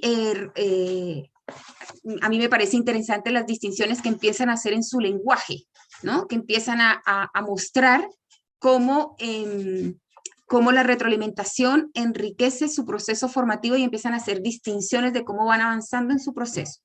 Y en ese contexto relevan la retroalimentación como un aspecto importante que les va ayudando a sentir, ¿cierto? Que se apropian del conocimiento, que son actores claves en la construcción de su proceso de aprendizaje. Y este elemento de sentido de competencia es visto tanto por las estudiantes como por los docentes, ¿no? Que corroboran cómo el estudiante se va apropiando en este contexto. Y a continuación, vamos a hacer como un triple clic, 4 clics de este punto de sentido de competencia, en donde el estudiantado, ¿cierto?, señala que una retroalimentación es efectiva cuando los comentarios les permiten progresar en su aprendizaje, o sea, cuando conocen en qué se equivocaron, cuando les dan espacio para poder conversar con el profesor y hacer una retroalimentación mucho más cercana, como lo señalaba el modelo predictivo en relación a las tutorías, ¿no? Que es el resultado cuantitativo que mostró Daniela, y cómo las evaluaciones formativas antes de entregar un producto final favorece, ¿cierto?, esta progresión en el aprendizaje. El segundo elemento importante que vimos también en la siguiente transparencia,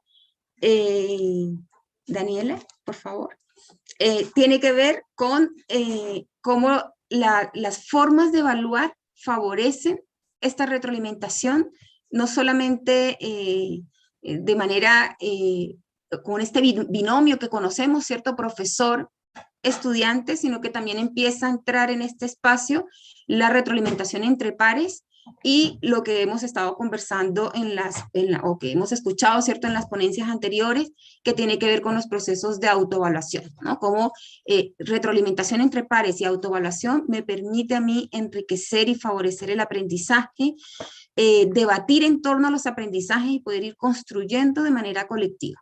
Y el otro punto importante también es que los estudiantes, a partir de lo que estamos viendo, ¿cierto? Los estudiantes se están dando cuenta que cuando hablamos de retroalimentación, o para que exista una verdadera retroalimentación, lo que en la literatura hablamos de retroalimentación auténtica, tiene que haber un loop, ¿cierto? Un proceso que me permite a mí la construcción de un producto, recibir retroalimentación, pero ocupar esa retroalimentación para reelaborar y mejorar mi desempeño, ¿no? Entonces los estudiantes están cada vez más conscientes de la importancia de ocupar la retroalimentación para avanzar en mi proceso de aprendizaje. En una siguiente transparencia, Daniela, por favor, también vemos, ¿cierto?, cómo se ha incrementado el uso de otros tipos de formas de evaluar. Como veíamos en los resultados cuantitativos, hablábamos de ensayo, proyectos de investigación, trabajos pensados en resolución de problemas, pero también hay una alta cuota, ¿cierto?, de productos que tienen que ver con productos creativos, ¿cierto?, ocupando habilidades de orden superior más de creación, con infografías, con cápsulas, pero que tienen que ver también con procesos de aprendizaje profundo, ¿no? Entonces, también ellos reportan que a través de estas formas de evaluar más reales, ¿cierto? Y con monitoreo continuo les permite avanzar en su proceso de aprendizaje. Y sin duda, también cómo a través de las diferentes formas de evaluar y el recibir la retroalimentación y reconstruir a partir de esa retroalimentación, ellos empiezan a tener un rol más activo en su proceso de formación, ¿sí? Y que tiene que ver con un poco recogiendo lo anterior, ¿cierto? Con lecturas de casos reales, con procesos de autoevaluación, de monitoreo en conjunto con el profesor, entre estudiantes. Eso.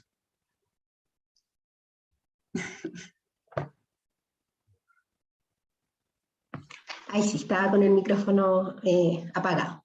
Bueno, y también quisimos mostrarles resultados de una investigación que hicimos de prepandemia acerca de cómo era el feedback en Chile, que nos permiten como reflexionar y como remirar ciertos aspectos del feedback que estamos dando en un contexto online.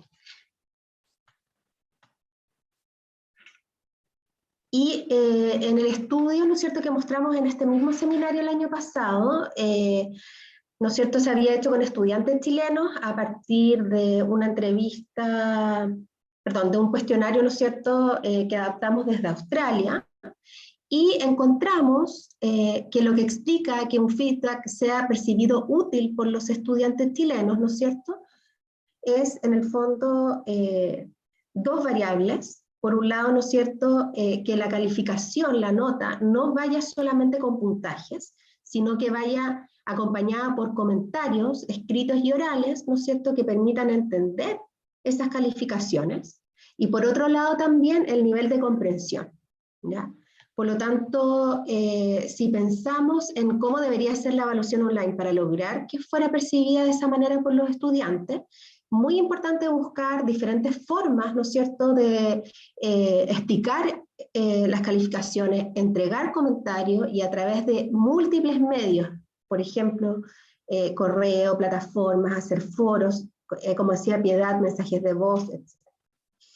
Y también, ¿qué es lo que explicaba una percepción de un feedback que motiva, que genera engagement, ¿no es cierto? Por un lado, ¿no es cierto?, lo más importante es la comodidad del estudiante de dialogar, ¿ya? Y esto de alguna manera muestra la importancia de que el feedback sea de naturaleza dialógica y que permita de alguna manera interactuar a partir, ¿no es cierto?, de toda la información, no solamente con el profesor, sino que también con los compañeros incluso como con objetos como las pautas, o artefactos, ¿no es cierto?, como las pautas, las rúbricas, entre otras cosas. Bueno, y para finalizar, queremos dejar planteados algunos desafíos que surgen como conclusión de los resultados de este estudio, ¿ya? Por un lado, un primer desafío tiene que ver con innovar en el feedback grupal.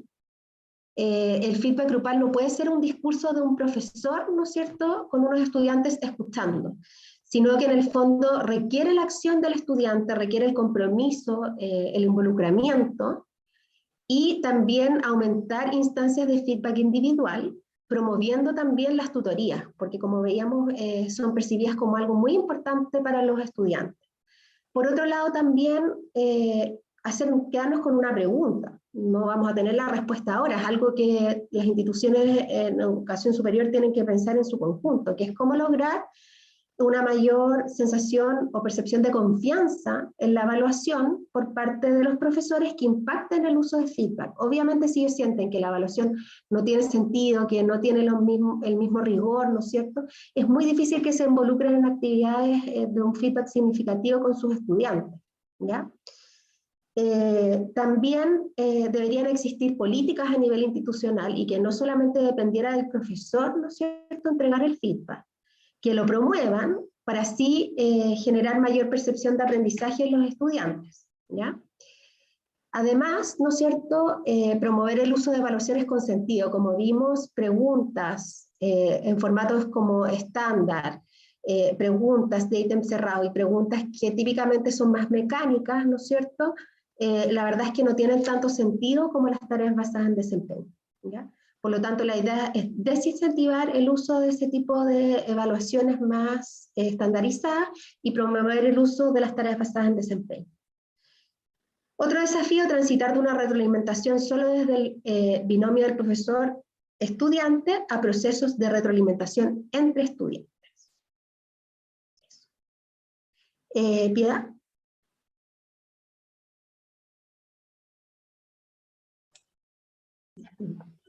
Ya me muteé. El siguiente desafío, ¿cierto?, tiene que ver con promover el uso de evaluaciones. Ah, no, la tienes que... Ese ya lo dijiste, ¿cierto? Sí, ahí, exacto.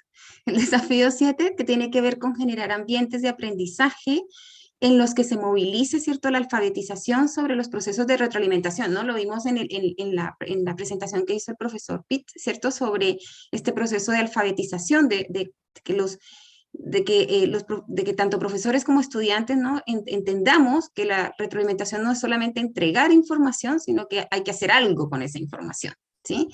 El otro desafío tiene que ver, sin duda, ¿cierto?, con cada vez más mejorar los recursos tecnológicos que en las universidades tenemos, con inclusión de plataformas, ¿cierto?, software que nos permitan acompañar estos procesos de retroalimentación, que de hecho en los datos que nosotros tenemos cualitativos, la retroalimentación que mayormente resalta tiene que ver con comentarios escritos y muy poco que tiene que ver con esta retroalimentación que se produce a través del uso de alguna plataforma que permita dar comentarios, ¿no?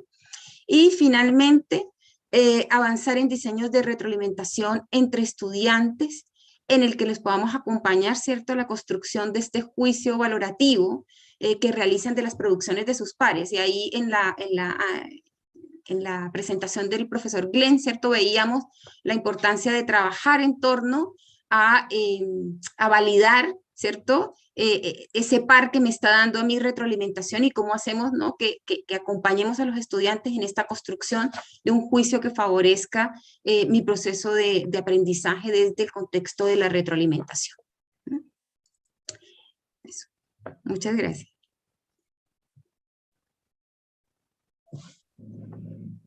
Bien, muchas gracias a Piedad y Daniela.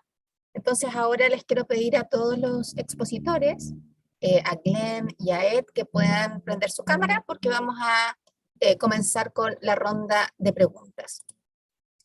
Quiero decirles que tenemos varias preguntas, que este ha sido un panel con muchas inquietudes por parte de los asistentes. Entonces quiero partir con dos preguntas para Glenn, que aparecen en la audiencia. La primera pregunta dice, ¿no sería lo mismo autoevaluación que autocrítica? En mi experiencia con la autoevaluación pude observar que las pocas veces que un estudiante se evaluaba mal era porque era muy exigente consigo mismo o bien alguien que tiene muy baja autoestima. Esa es una primera pregunta. Voy a leer inmediatamente las dos para que pueda facilitar la fluidez de la respuesta. Dice, ¿cómo todo esto podría relacionarse con el síndrome del impostor como educador? Por ejemplo, si como docente tengo una mención o evaluación negativa del curso, esto es lo que se enfoca a pesar de haber tenido 20 comentarios positivos.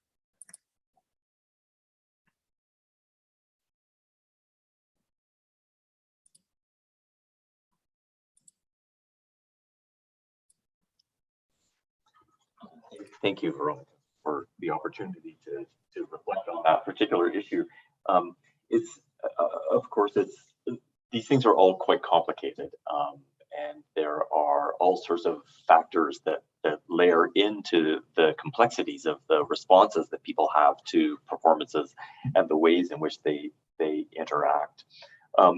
The idea of being highly critical or overly critical comes about, I think, could come about in a couple of ways. One is remembering that when you are in those kinds of situations, particularly with a teacher, you may find that the right thing to do is to self-criticize rather than necessarily say you're great, because you don't want to be perceived as arrogant. So there's a bit of a social negotiation that's going on in that context, and that may be some of what it is that's happening in that situation where a person ends up being highly critical of a performance, rather than necessarily exuding only positive things about themselves. But the other piece about that puzzle, which is really interesting, and you sort of described it as a person who has low self-esteem, there's an interesting literature actually in the psychiatry literature that talks about the fact that depressed people are actually more accurate in their self-assessment than non-depressed people. And the argument that they make in that context is that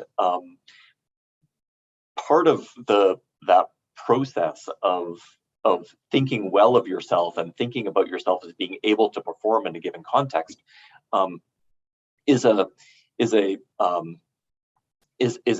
effective strategy for actually doing well. Individuals who are feel self-efficacious, who feel like they can accomplish something, are more likely to actually accomplish it because they're willing to keep persisting in negative situations. And so when a person has a low self-esteem and assumes that they're not going to be able to do well, then they tend to give up more quickly than other circumstances. So a lot of this work focuses around the idea that positive self-regard, positive self-esteem is a really important piece of the puzzle in being able to perform well. And as a result, people have actually argued that it's almost a sociobiological advantage, an evolutionary advantage for us to think well of ourselves, think better of ourselves than we can actually perform, because it's actually going to increase the likelihood that we can perform in those kinds of situations.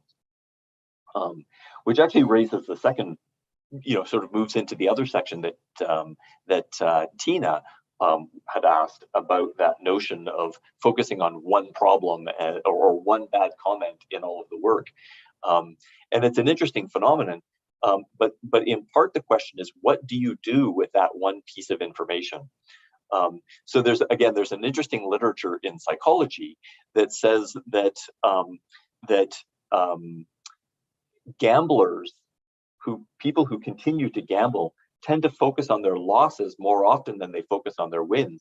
But when they're focusing on their losses, the reflection that they're engaging in is explaining why those losses don't count. So they have to spend a lot of time working their way through and kind of dealing with that, not so that it becomes integrated into their understanding of themselves, but so that they can kind of get an explanation around it, figure out how to deal with it, and almost put it away so it doesn't affect the way in which they think about themselves. So that question, and again, I don't want to make any comments about how you deal with that one comment, because you may not deal with it exactly as other people do. But in general, what usually happens is people will focus on that comment, grapple with it for a period of time, until they are finally willing to kind of accept it in a way that allows them to put it to the side rather than to incorporate it meaningfully into how they deal with things or change things on a day-to-day basis. So again, it speaks importantly to that notion about what reflection on performance is for. And we tend to think in the self-assessment literature, everybody in the self-assessment literature tends to think that it's for the purposes of getting a better understanding of where you're performing poorly, whereas a lot of the literature that we see in the self-efficacy literature and so forth, and psychiatry literature, talks about it as doing that self-reflection for the purposes of repairing any damage to the ego that might have arisen from that negative blow.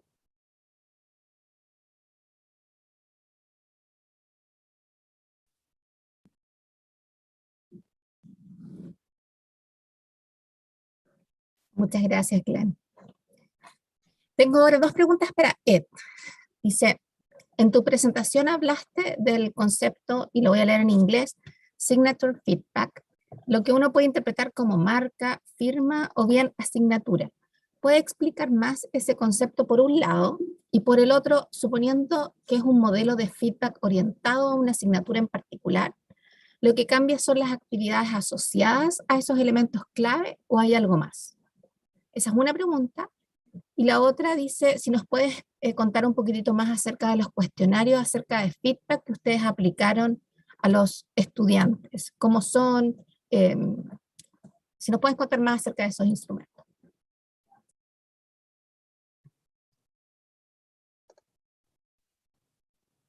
I think I'll handle the second one because I'm not sure some of the translation on the first one I couldn't. Maybe if we can try that one again. I struggled with that one. Yeah. So the questionnaire, as I mentioned, was a sort of elements of the feedback orientation scale, which looks at utility, but we had to modify it somewhat in order to utilize the questions around responsibility.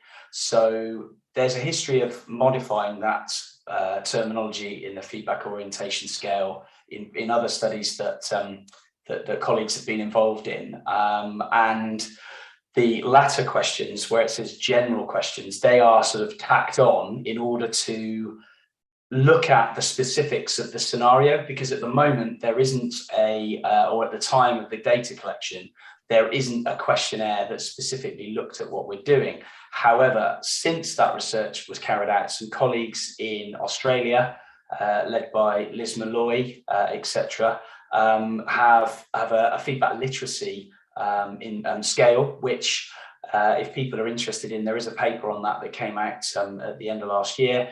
And that I can see as being a questionnaire that we will probably utilize more to get more empirical data. So the plan would be to use that in different disciplines to see how that works and sort of weaving in that disciplinarity that I mentioned.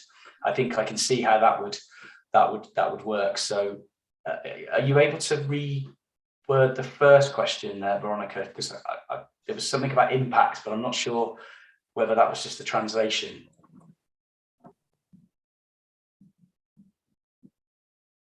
Sí, quisiera, la pregunta tiene que ver con respecto a este modelo que tú presentaste de feedback, de signature feedback. Si puedes explicar más ese concepto y si ese feedback está orientado a una asignatura o subject en particular, solamente los aspectos clave a ese modelo cambian las actividades o ese modelo es generalizable a otras asignaturas.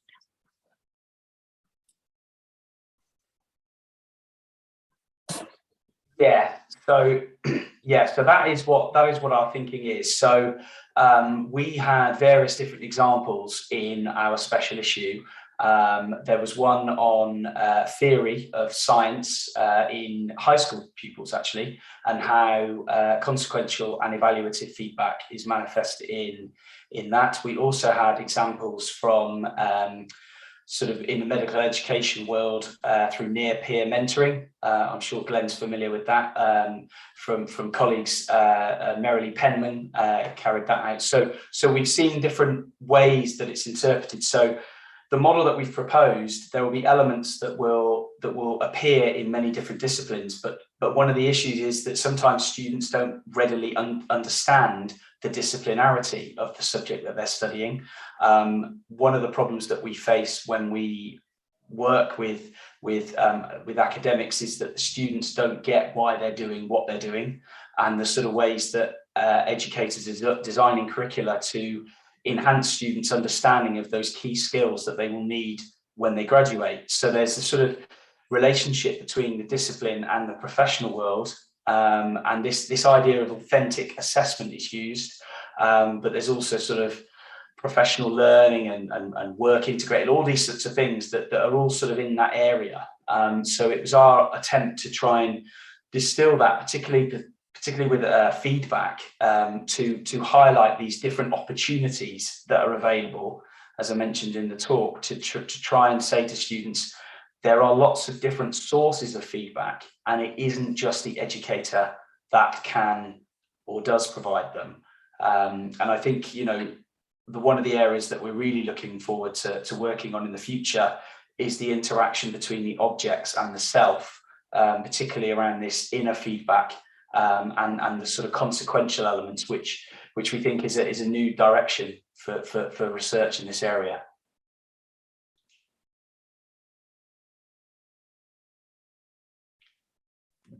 Muchas gracias, Ed. Ahora tengo una pregunta para Daniela y Piedad. Dicen, ¿podrían ampliar un poco más la idea de que el diseño curricular contenga la lógica de la retroalimentación? Yo un poco salió en los datos cualitativos, ¿no?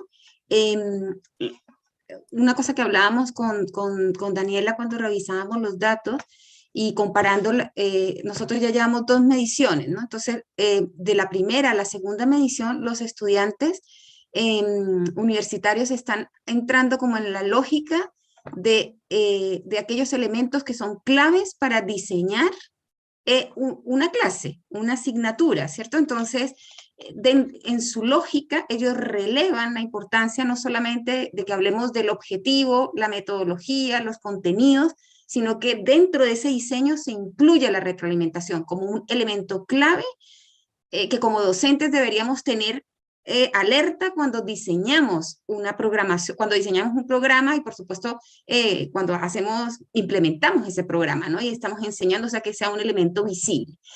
Y si tomamos esos comentarios y los comparamos con los comentarios de los docentes también relevan la importancia de que cuando hablemos de diseñar un programa, tengamos consciente que cuando hablamos de evaluación, no es solamente señalar son 3 evaluaciones, tanto el porcentaje o este tipo de prueba, sino que asociado a eso, ¿cierto? Tenemos que empezar a meternos en lógica de evaluación para el aprendizaje que implica retroalimentación, ¿cierto? Que no es solamente la evaluación formativa, un cierto porcentaje, sino que cómo yo evalúo, cuáles son las formas de evaluar que voy a ocupar y cuáles de esas me permiten ciertas formas de retroalimentación para que mis estudiantes avancen en su proceso de aprendizaje. Yo quisiera complementar algo, y es que es una lógica que tiene mucho que ver con lo que se habló en el panel de ayer, del alineamiento constructivo, ¿ya? No es lo mismo pensar en un currículum como una colección de planes y programas, ¿no es cierto?, donde aparecen los contenidos e incluso los objetivos o los resultados de aprendizaje idealmente, si no pensamos que el programa en el fondo debe ser lo que de alguna manera hace que haya una cohesión y una relación, ¿no es cierto?, entre lo que se enseña, cómo se enseña, qué evidencia se va a recolectar a través de la evaluación, qué características va a tener esa evaluación, por ejemplo, para que sea un feedback realmente profundo, la evaluación también tiene que tener ciertas características.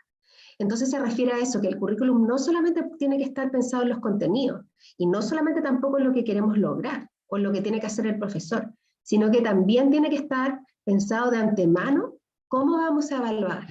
Porque ese pensamiento también tiene un efecto backwash, que en el fondo, si es que el profesor lo deja para el final la evaluación y deja para el final la retroalimentación y cómo lo va a hacer, lo más probable es que se va a mantener en una forma tradicional, que va a ser incluso incoherente a veces con las clases, que por lo menos en Chile la innovación tiende a estar más en la enseñanza que en la evaluación. Así que a eso se refiere, como en el fondo cuando pensemos la naturaleza de nuestras asignaturas, las competencias que queremos lograr, la clase que queremos hacer, lo primero que tiene que estar pensado ahí es la evaluación y la retroalimentación de alguna manera, ¿no es cierto?, como un motor del aprendizaje. Muchas gracias, Daniela. Hay muchas preguntas, entonces voy a tratar de seleccionar algunas, y aquí tengo otra para Ed. Dice, ¿qué relaciones existen entre el componente moral, la autoeficacia de los estudiantes y los tipos de retroalimentación que se desarrollan en el aula? ¿Cuáles y por qué son sus nudos críticos o desafíos para incorporarlos a la práctica docente en educación superior?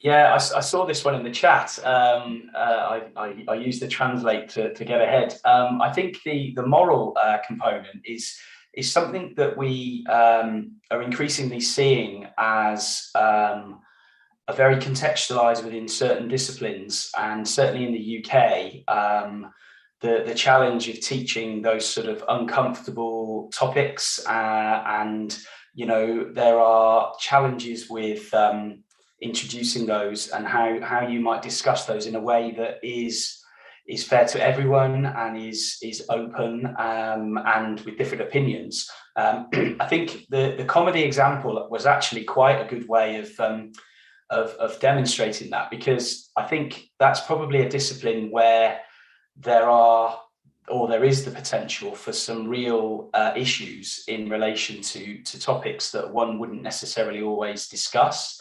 And also, you can't necessarily control for the audience's likes or dislikes of particular subject matter. So I think one of the ways that the educators tried to do that was to give the students opportunities to test out in a more convivial environment before being let out to the masses, as it were. So the end of the assessment was actually a sort of audience that the students had never performed in front of.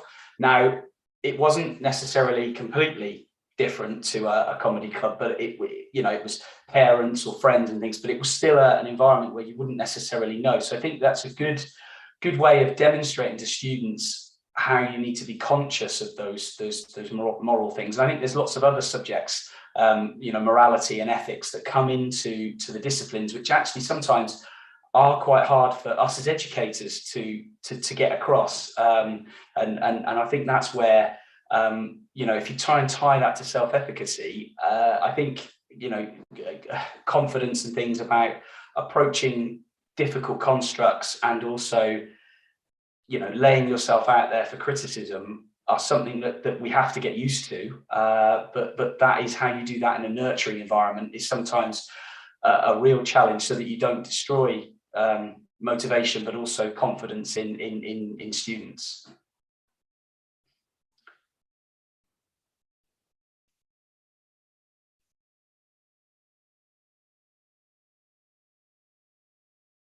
Muchas gracias, Ed. Y ahora tengo una pregunta para Glenn, y voy a tratar de juntar dos que tienen una lógica más o menos parecida. Dice, ¿qué información usan los estudiantes para autoevaluarse? ¿No será ese el dilema? Si tuvieran más datos válidos, ¿no sería eso más efectivo? Creo que los comentarios de otros no son datos muy buenos, ni tampoco una rúbrica, mientras que una variedad de desempeños o actuaciones similares podría serlo. Si las actividades de autoevaluación impregnaran el curso, es de suponer que los estudiantes mejorarían en él. No estoy seguro de si por autoevaluación se refiere a que los estudiantes juzgan o califican su propio desempeño. Eso tendría como otras consideraciones. Y esa la quiero juntar con otra que pregunta, ¿cómo podría comentar más sobre factores que influyen en la capacidad de autoevaluación?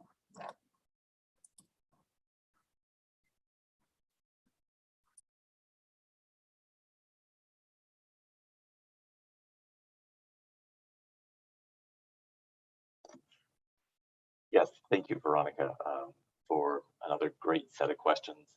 I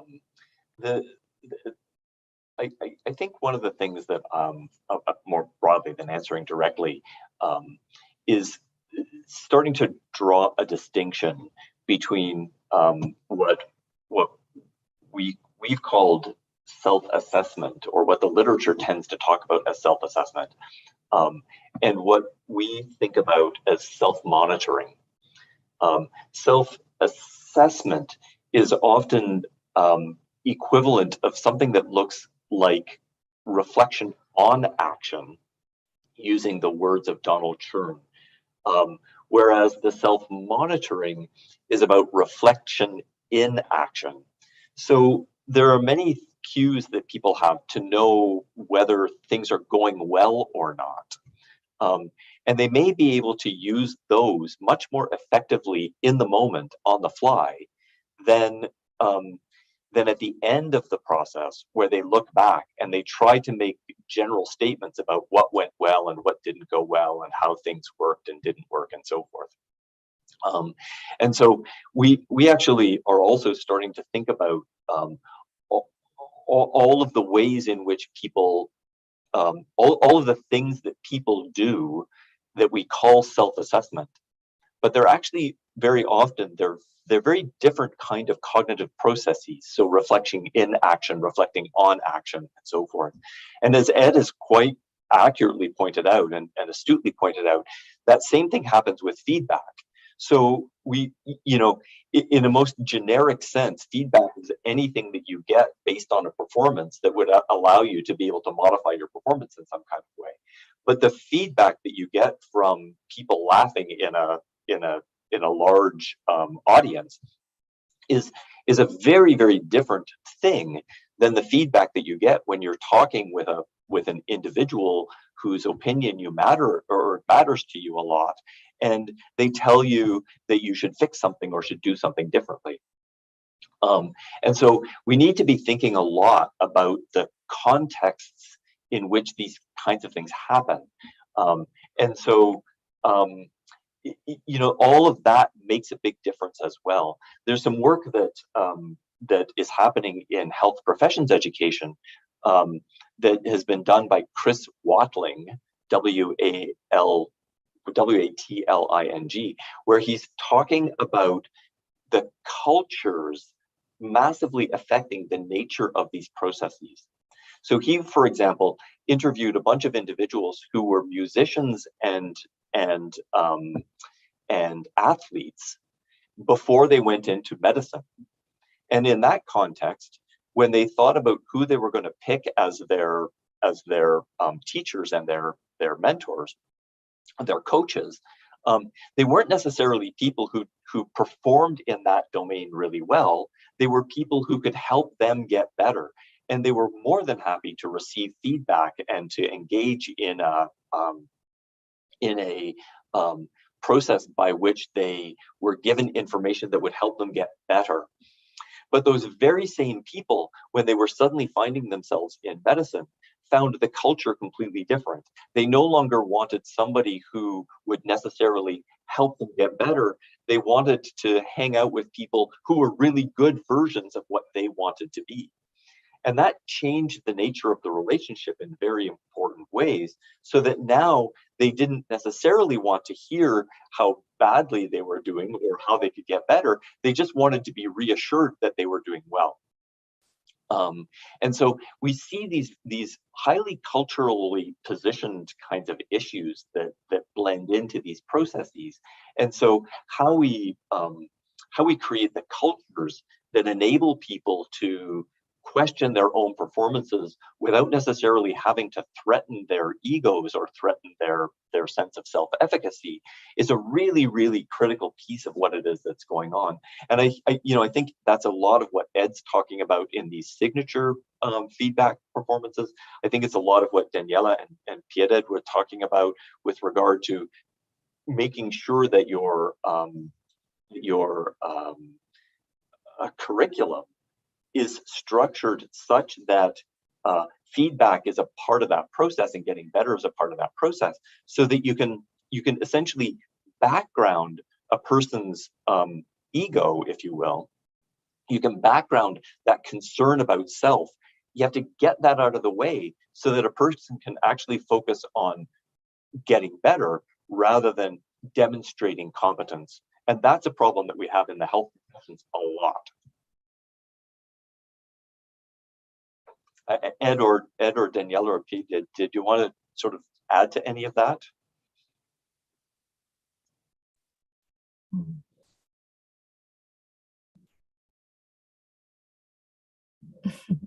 Gracias, Glenn. En la misma línea, pensando un poco en lo que dice Glenn, Daniela, te quiero preguntar, Daniela y Piedad, pero en realidad un poco pensando en los resultados que ustedes mostraron, aparece acá como que en pandemia, ¿cierto? Una de las prácticas que menos reportan los profesores respecto al feedback, la que menos hacen, tiene que ver justamente con destinar un tiempo de clase para reunirse individualmente con los estudiantes para explicar los errores, o para juntarse con aquellos que tuvieron más bajo desempeño, o incluso destinar tiempo de clase para explicar las fortalezas de un trabajo de prueba en grupos pequeños. Da la impresión que los profesores prefieren entregar una pauta, una rúbrica, y con grupos grandes, y en general dar un feedback general más que individualizado, que un poco se relaciona con esto que estaba planteando Glenn de la importancia de darlo. ¿Cómo uno podría convencer a los docentes para que se involucren en actividades de esa naturaleza?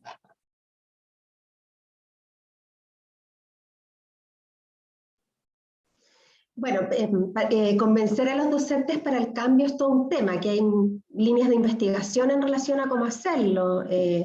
Por ejemplo, no sé, Lisa Postarev en Finlandia, ¿no es cierto?, ha estudiado mucho cómo hacer cambios, ¿no es cierto?, incluso epistemológicos en los docentes.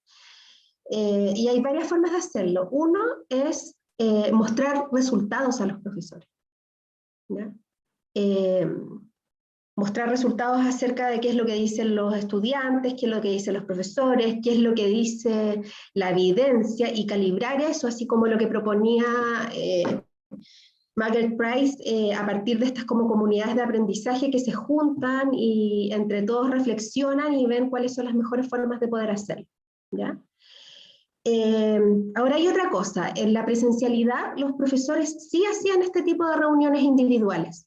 Muchas veces cuando daban feedback de evaluaciones hacían efectivamente algo grupal y dejaban un espacio individual, ¿ya?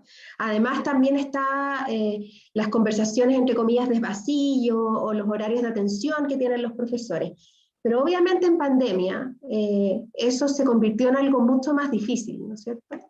Entonces acá entra para mi gusto también la responsabilidad de las instituciones, de entregar también condiciones a los profesores para que puedan realizar eso, ¿ya?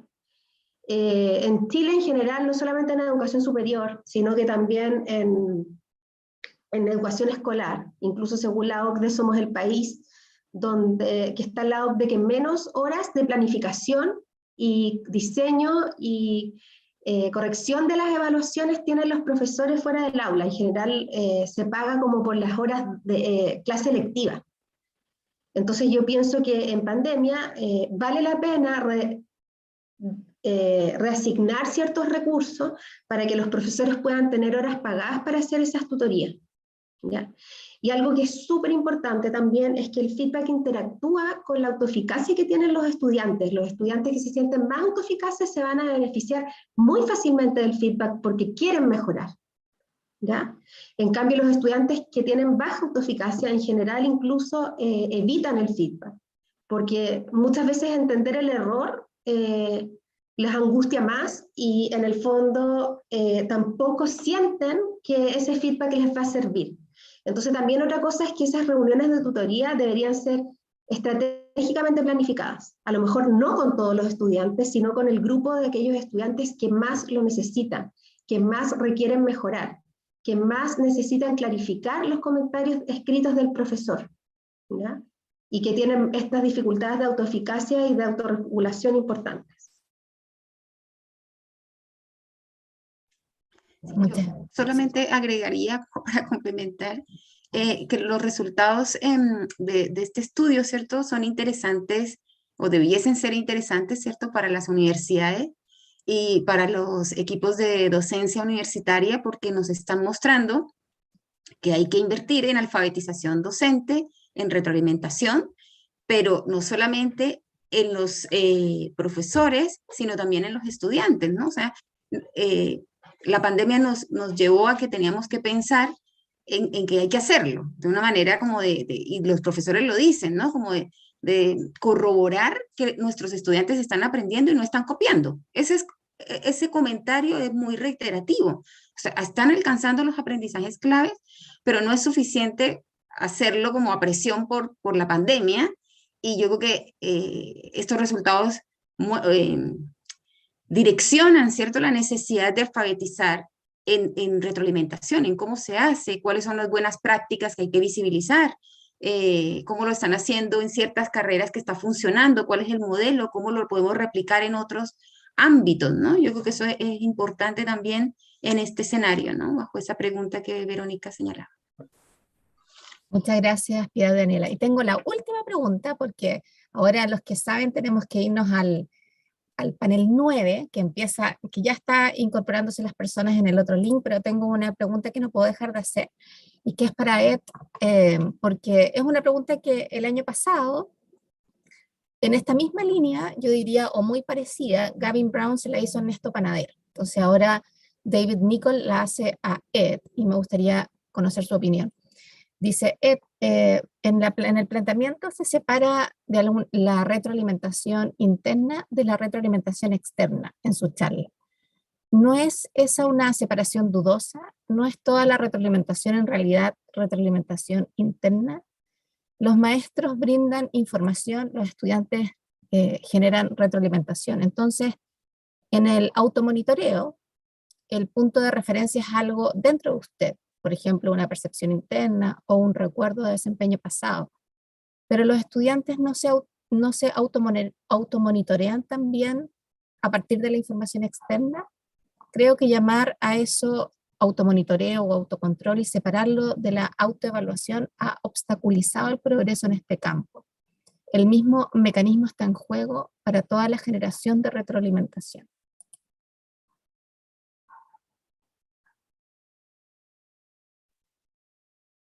Yes, thank you for the question, David. And I was kind of expecting that. And I think there's a sort of there's a discussion going on in these talks, in these conferences, in the literature, where the idea of internal feedback is a very cognitive concept, obviously, and I don't disagree with exactly what David said. However, I guess from a practitioner point of view, and from my experience with students and with educators, I'm not sure that students are necessarily on the same page as we are in this thinking, because I'm not sure students necessarily understand that they should be doing this. And although some would argue that they are naturally doing it, I think it's them understanding the processes that they're going through when they are generating this internal feedback, understanding those in a more refined way, so that they can utilize that to sort of discern from the information that they're getting from multiple sources. I think there's work for us to do on that. So in a sense, it's working with students to understand that, but also as educators to create the environments where we are giving students the opportunities to generate more internal feedback. And I think that goes back to the model that my colleague and I have proposed in the sense of raising awareness of the multiple sources that are available. And yes, you're quite right, it's all information unless the student decides to do something with it.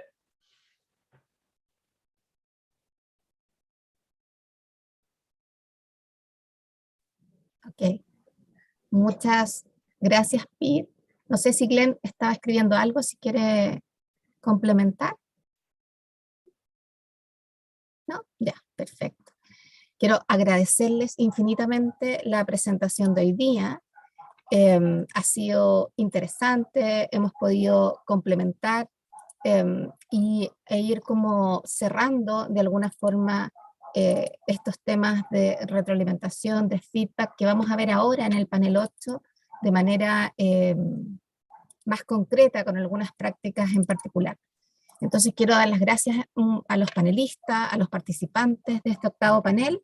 Damos por terminado el panel 8 y los invitamos ahora inmediatamente a sumarse al panel 9, que se llama Retroalimentación para el Aprendizaje, que se inicia, ya están las personas uniéndose al link, y espero que nos volvamos a ver en otra oportunidad. Muchas gracias a todos y nos vemos.